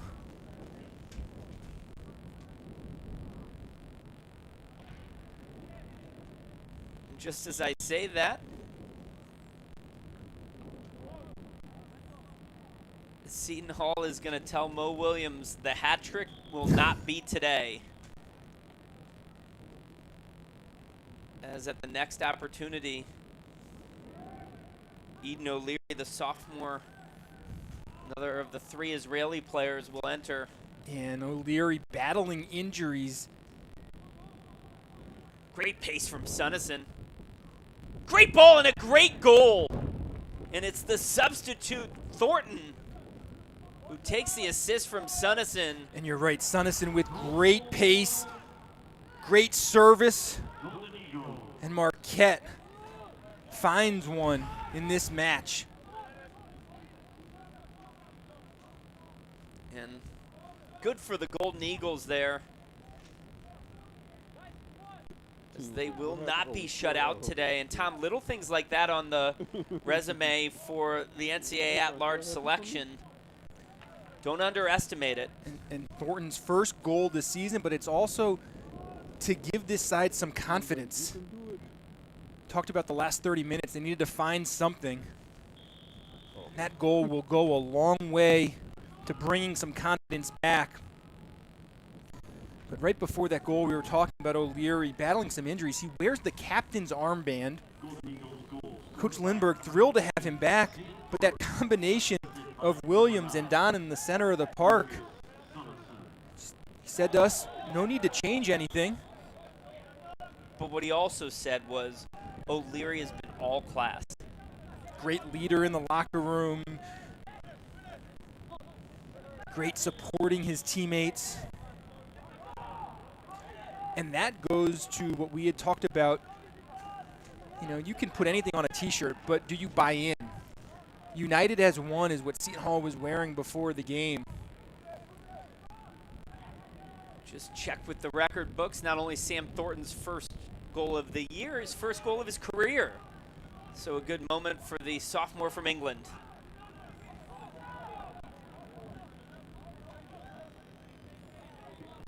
Hello to all of our viewers across the pond watching on the Big East Digital Network. Big East Conference would like to thank all its corporate partners for their support of the 2021 championship as Noda comes off his line. And the Big East Conference and member schools champion excellence by embracing respect and diversity while always striving for a culture of inclusion and equality.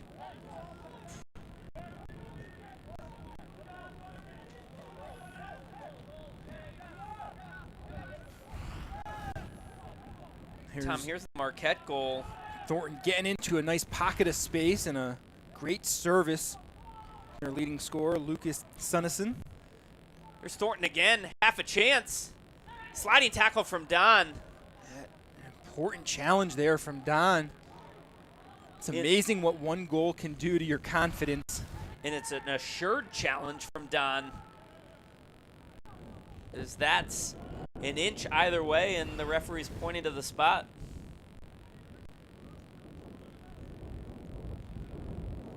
And perhaps these last moments allowing Andreas Lindberg something to talk to his team about, other than you executed the game plan perfectly. Yeah, you can sense that they've taken their foot off the gas, and Marquette has found a little something late in the second half. But it has been an impressive performance from the Pirates.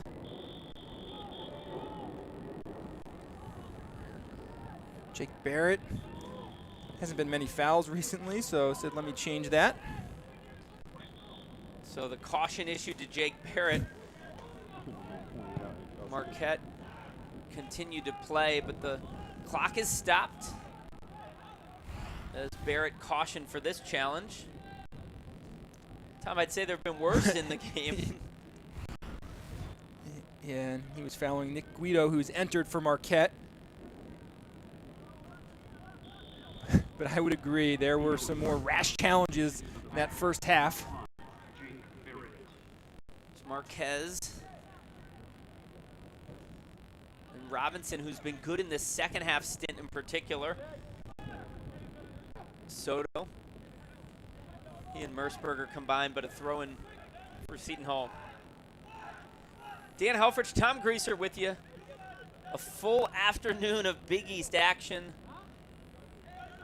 A dramatic 85th minute winner in the first game by Joe DeLuz, scoring his first career goal for the Hoyas,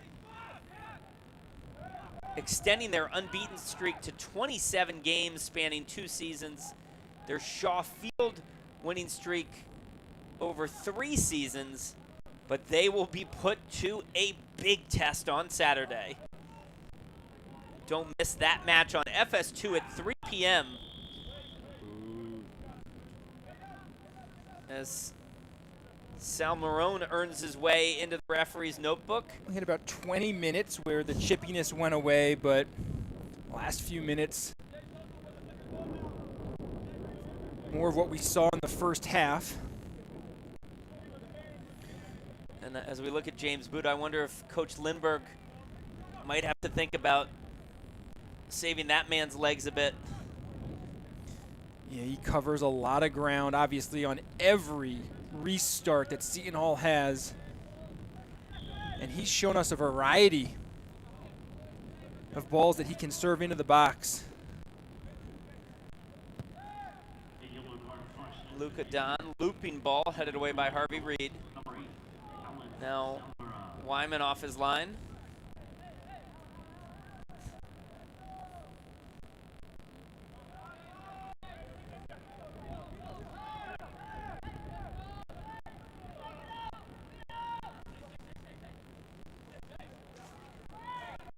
Soto in traffic. Nick Guido, you mentioned, Tom. He's a transfer from the University of South Carolina. Now getting some minutes in the midfield. Sunnison onside. Sunnison to his left foot, harmlessly wide. It's really one of the first times Sunnison was able to get in off the back shoulder of Luka Don.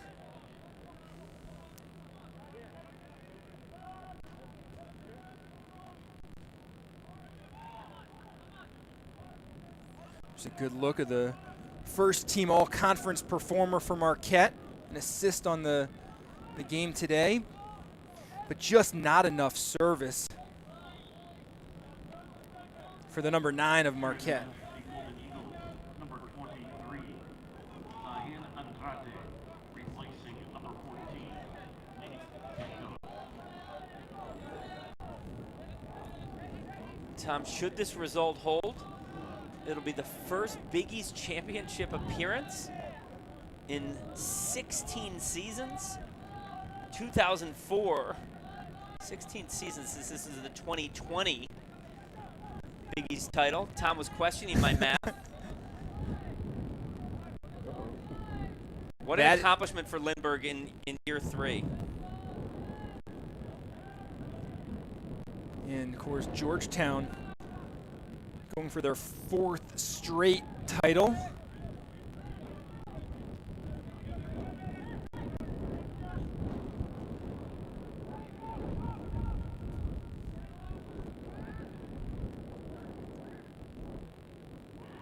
Oh, and Barrett.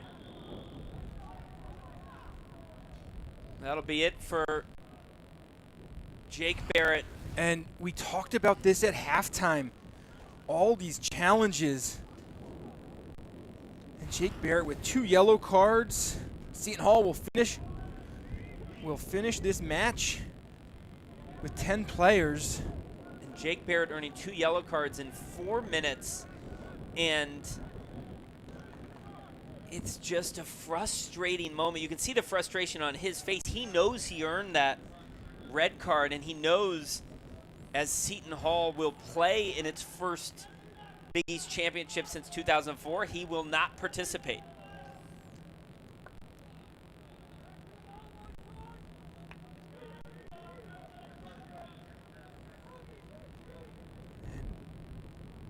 Because of that red card, Coach Lindbergh summons Rihi Jarvi, who will come back into the match.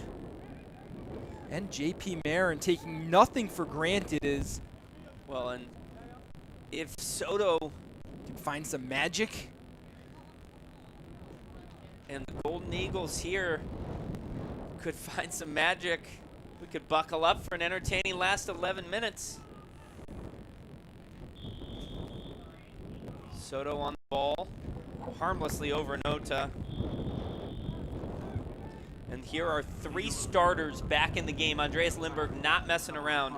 It's Rihi Jarvi, it's Krejci, and it's Marin. And Wallier, Hudson, and Amir are finished. And you're right, Coach Lindbergh taking nothing for granted. Playing with 10 men the last 10 minutes.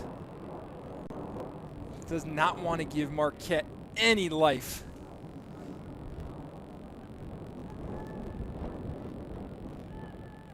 Marquette has had the flair for the dramatic this year.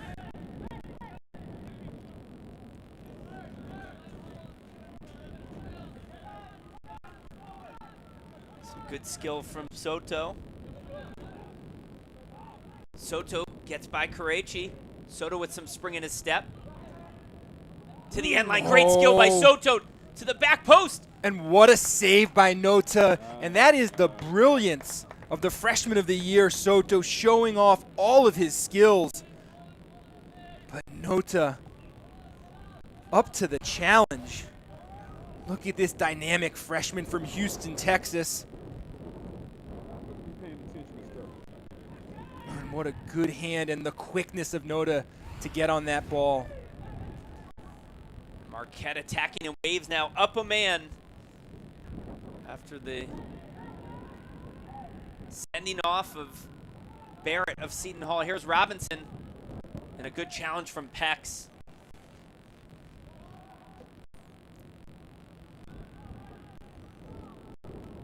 Tom, you're right. The game lost its edge for about 20 minutes, and then suddenly it found it again. Yeah, Marquette finds a goal. A couple of hard challenges, which we saw all over the field in the first half. And Tom, it's been a fun day here on the Big East Digital Network. It's been a long day, and what a great crew we've had today. Eric Curitan directing, Brian Krieger, our longtime producer, running the show, Sam Rubinoff with the great graphics today, including the correct spelling of both of our names. And then our 4 great cameramen, Hunter Sperling, Mike Voyak, Kevin Heshens, and Tommy Davis, the biggest Lamar Jackson fan. And then Sam Giovanello on replay. What a great team to work with. Big East Digital Network bringing you great action, and many members of that great team will be helping put the broadcast on Saturday.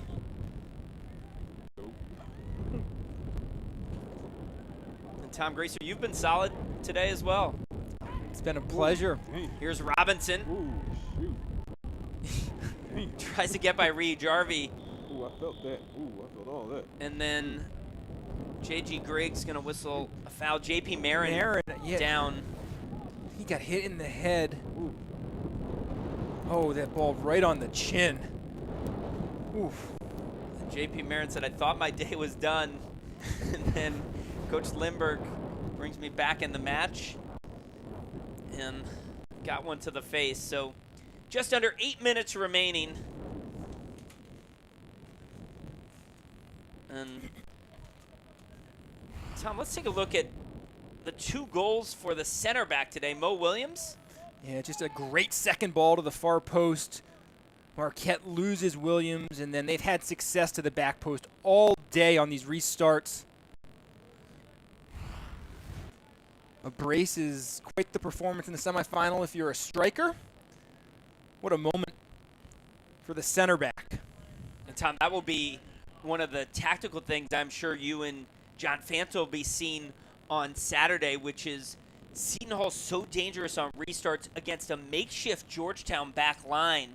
Be really interesting. I'm sure the Hoyas will have designs on not conceding restarts in those types of positions. Yeah, and it'll also be interesting. Seton Hall has had so much success all day. They've been hitting that ball to the far post. It's been Williams as the main target, but a couple of times Don was forgotten about, and he's another big-time target.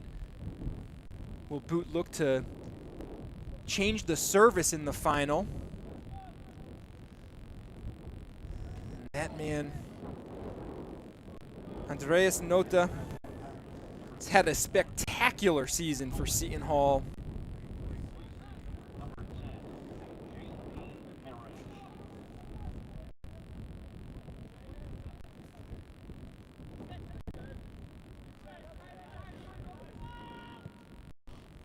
Andrade to the back post, and Pex will escort that out. And Tom, let's replay the 2 Seton Hall Georgetown matchups this year. The first one, Seton Hall jumps out to a 2-0 lead. Actually, they jump out to a 1-0 lead. Teebling scores. A brilliant goal early in the second half. Left-footed strike. It's one of the 2 goals Nicopolitis has given up all year. And then Sands taken down for a penalty. Sands taken down for a penalty kick. Sabo holding his head. And so Will Sands, the third-team all-conference performer, actually tackled in the box by fellow third-team all-conference performer Johannes Pex that led to a Georgetown penalty kick in the second half to tie it. And then, Tom, can you remember who made the 70-yard run? Sure, it's Rio Hope Gund in overtime. Makes about a 55 or 60-yard run with the ball. Fouled in the box. Nota saves the penalty, but the midfielder of the year in the conference, Dante Polvara, buries the rebound. And Georgetown, as Sabo is coming off after that head collision, Georgetown walked away with a hard-fought 2-1 victory in early March. And I think Seton Hall's confidence rose by virtue of that match. Then they play in Seton Hall, and Georgetown takes the lead in that match 1-0, and it's Seton Hall in that case that finds the 85th minute equalizer. And it was O'Leary who comes back and finds that equalizer. And neither team able to score in overtime. So entertaining matchups in both the prior Georgetown-Seton Hall matchups, and drama in both, and hopefully the Big East men's soccer fans will see that on Saturday.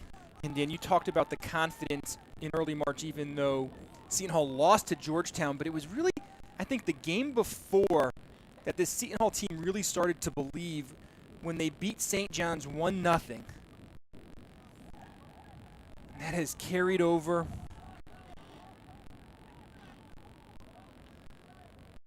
And this is an impressive Pirate squad that was sharp and ready to play from minute 1 today.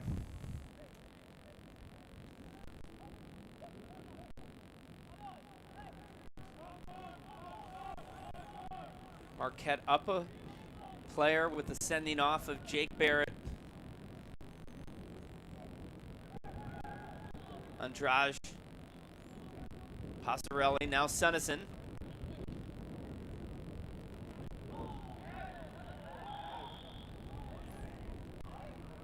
And then a foul whistled on Salmeron against Wallier. Yeah, Salmeron is such an industrious player in the midfield. Looked like he got an elbow up high.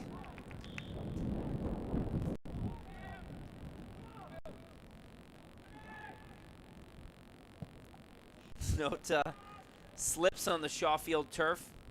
Ball still ends up with Karachi. And then he's whistled for a foul against Merceberger. You could have called that on either guy. Arms locked.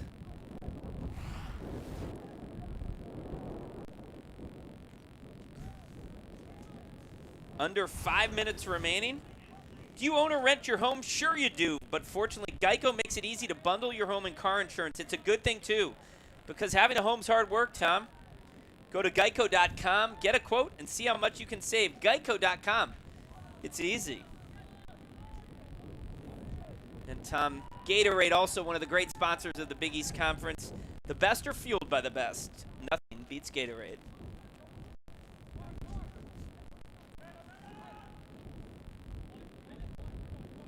Here's Kelmendi, who's gone all 86 minutes so far.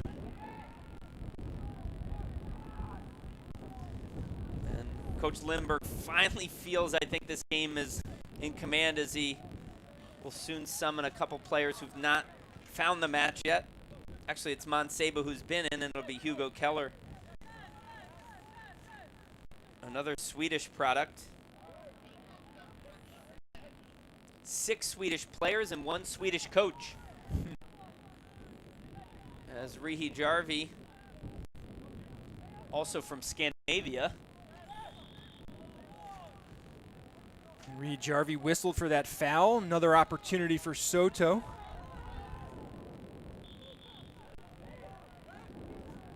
Got that too. I'm telling you, my teammate. And the frustration's boiling over right now.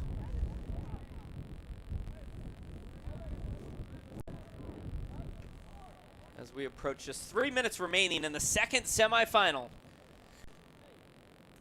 As the Seton Hall Pirates poised to find their first Big East final since 2004. And they'll be playing an opponent that is living in the Big East final, the 3-time defending conference tournament champion Hoyas of Georgetown. All 3 of those titles won on Shaw Field for Georgetown.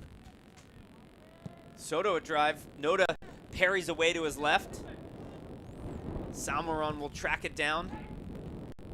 And it's cleared by O'Leary.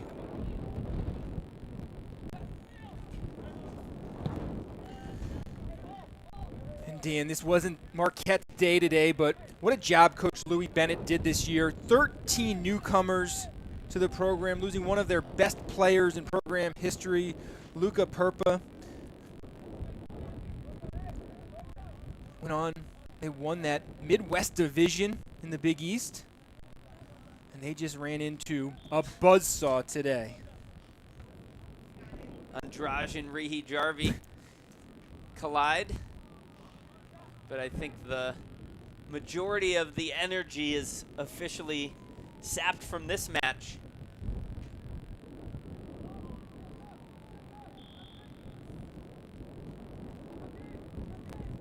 Tom, it'll be fun to see Rihi Jarvi and Boot against Polvara, the midfielder of the year for Georgetown on Saturday. Yeah, and of course today, Sean Zawatsky had to drop into that center back for Georgetown.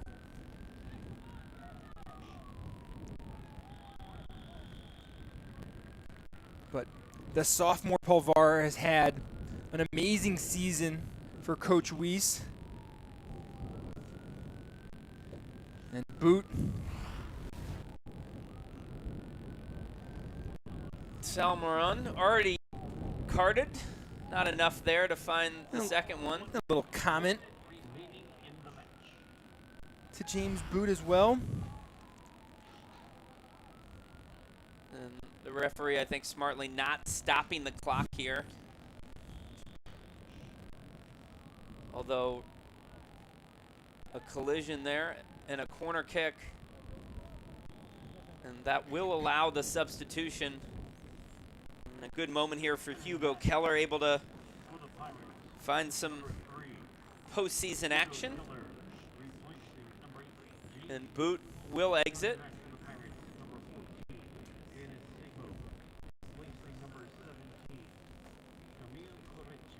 And Korechi will exit as well. Boots. Seton Hall's leading assist man.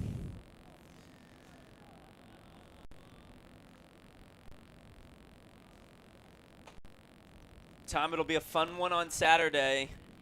What a matchup we have. Georgetown and Seton Hall for the third time this year. And Tom, it's not the third time in 22 games as it might often been. It's the third time in 11 games. But that'll do it from Shaw Field, where Marquette falls to the Seton Hall Pirates 4-1. Stay with us on the Big East Digital Network as we'll visit with Andreas Lindberg shortly. If your money why keep it in different places? SoFi is a one-stop shop for your finances, designed to work better together. Spend with SoFi and get cashback rewards that automatically go toward your goals, like investing in stocks, ETFs, and crypto. That's better together. Or pay down your SoFi debt sooner. That's better together. And that's how SoFi is helping millions get their money right.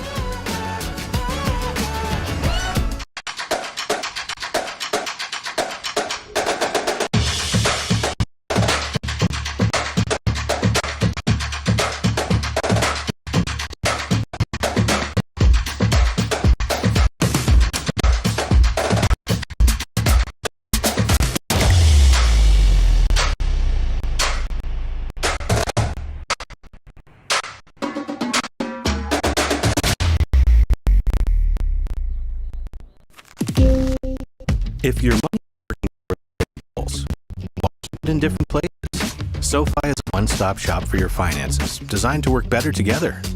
Spend with SoFi and get cashback rewards that automatically go toward your goals, like investing in stocks, ETFs, and crypto. That's better together. Or pay down your SoFi debt sooner. That's better together. And that's how SoFi is helping millions get their money right.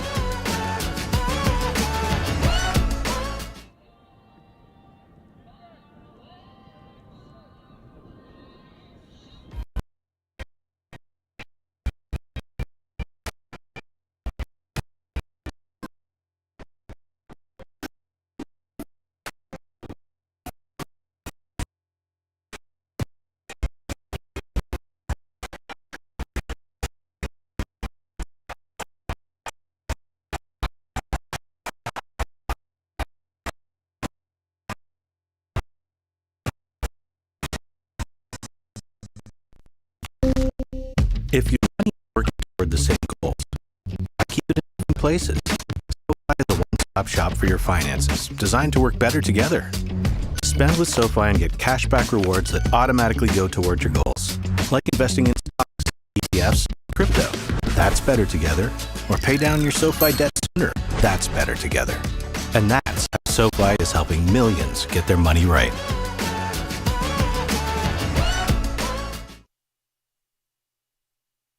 What can great minds do? While at Seton Hall, I interned with the Superior Court of New Jersey, and that inspired me to go to law school.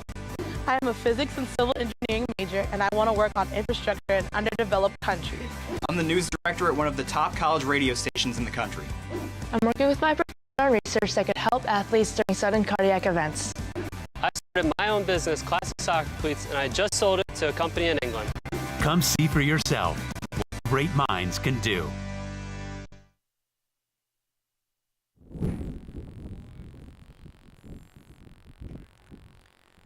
Coach, huge congratulations. Third year at the helm of the Pirate program, and you find yourself in the program's first conference championship since 2004.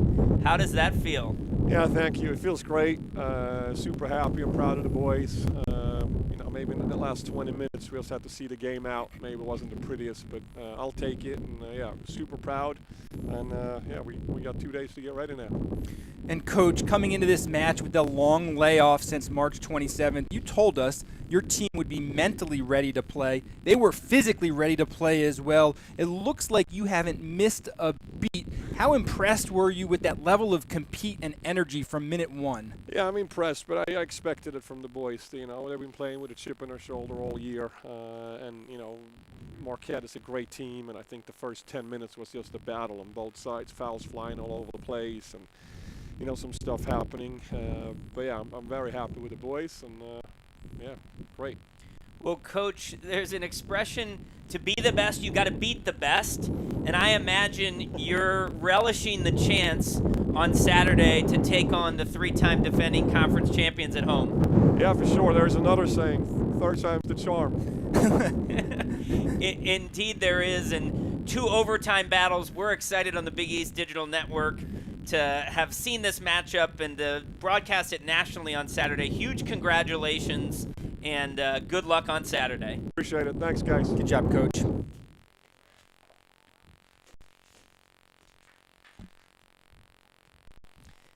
And it's an exciting finish to a great day of football on the Big East Digital Network.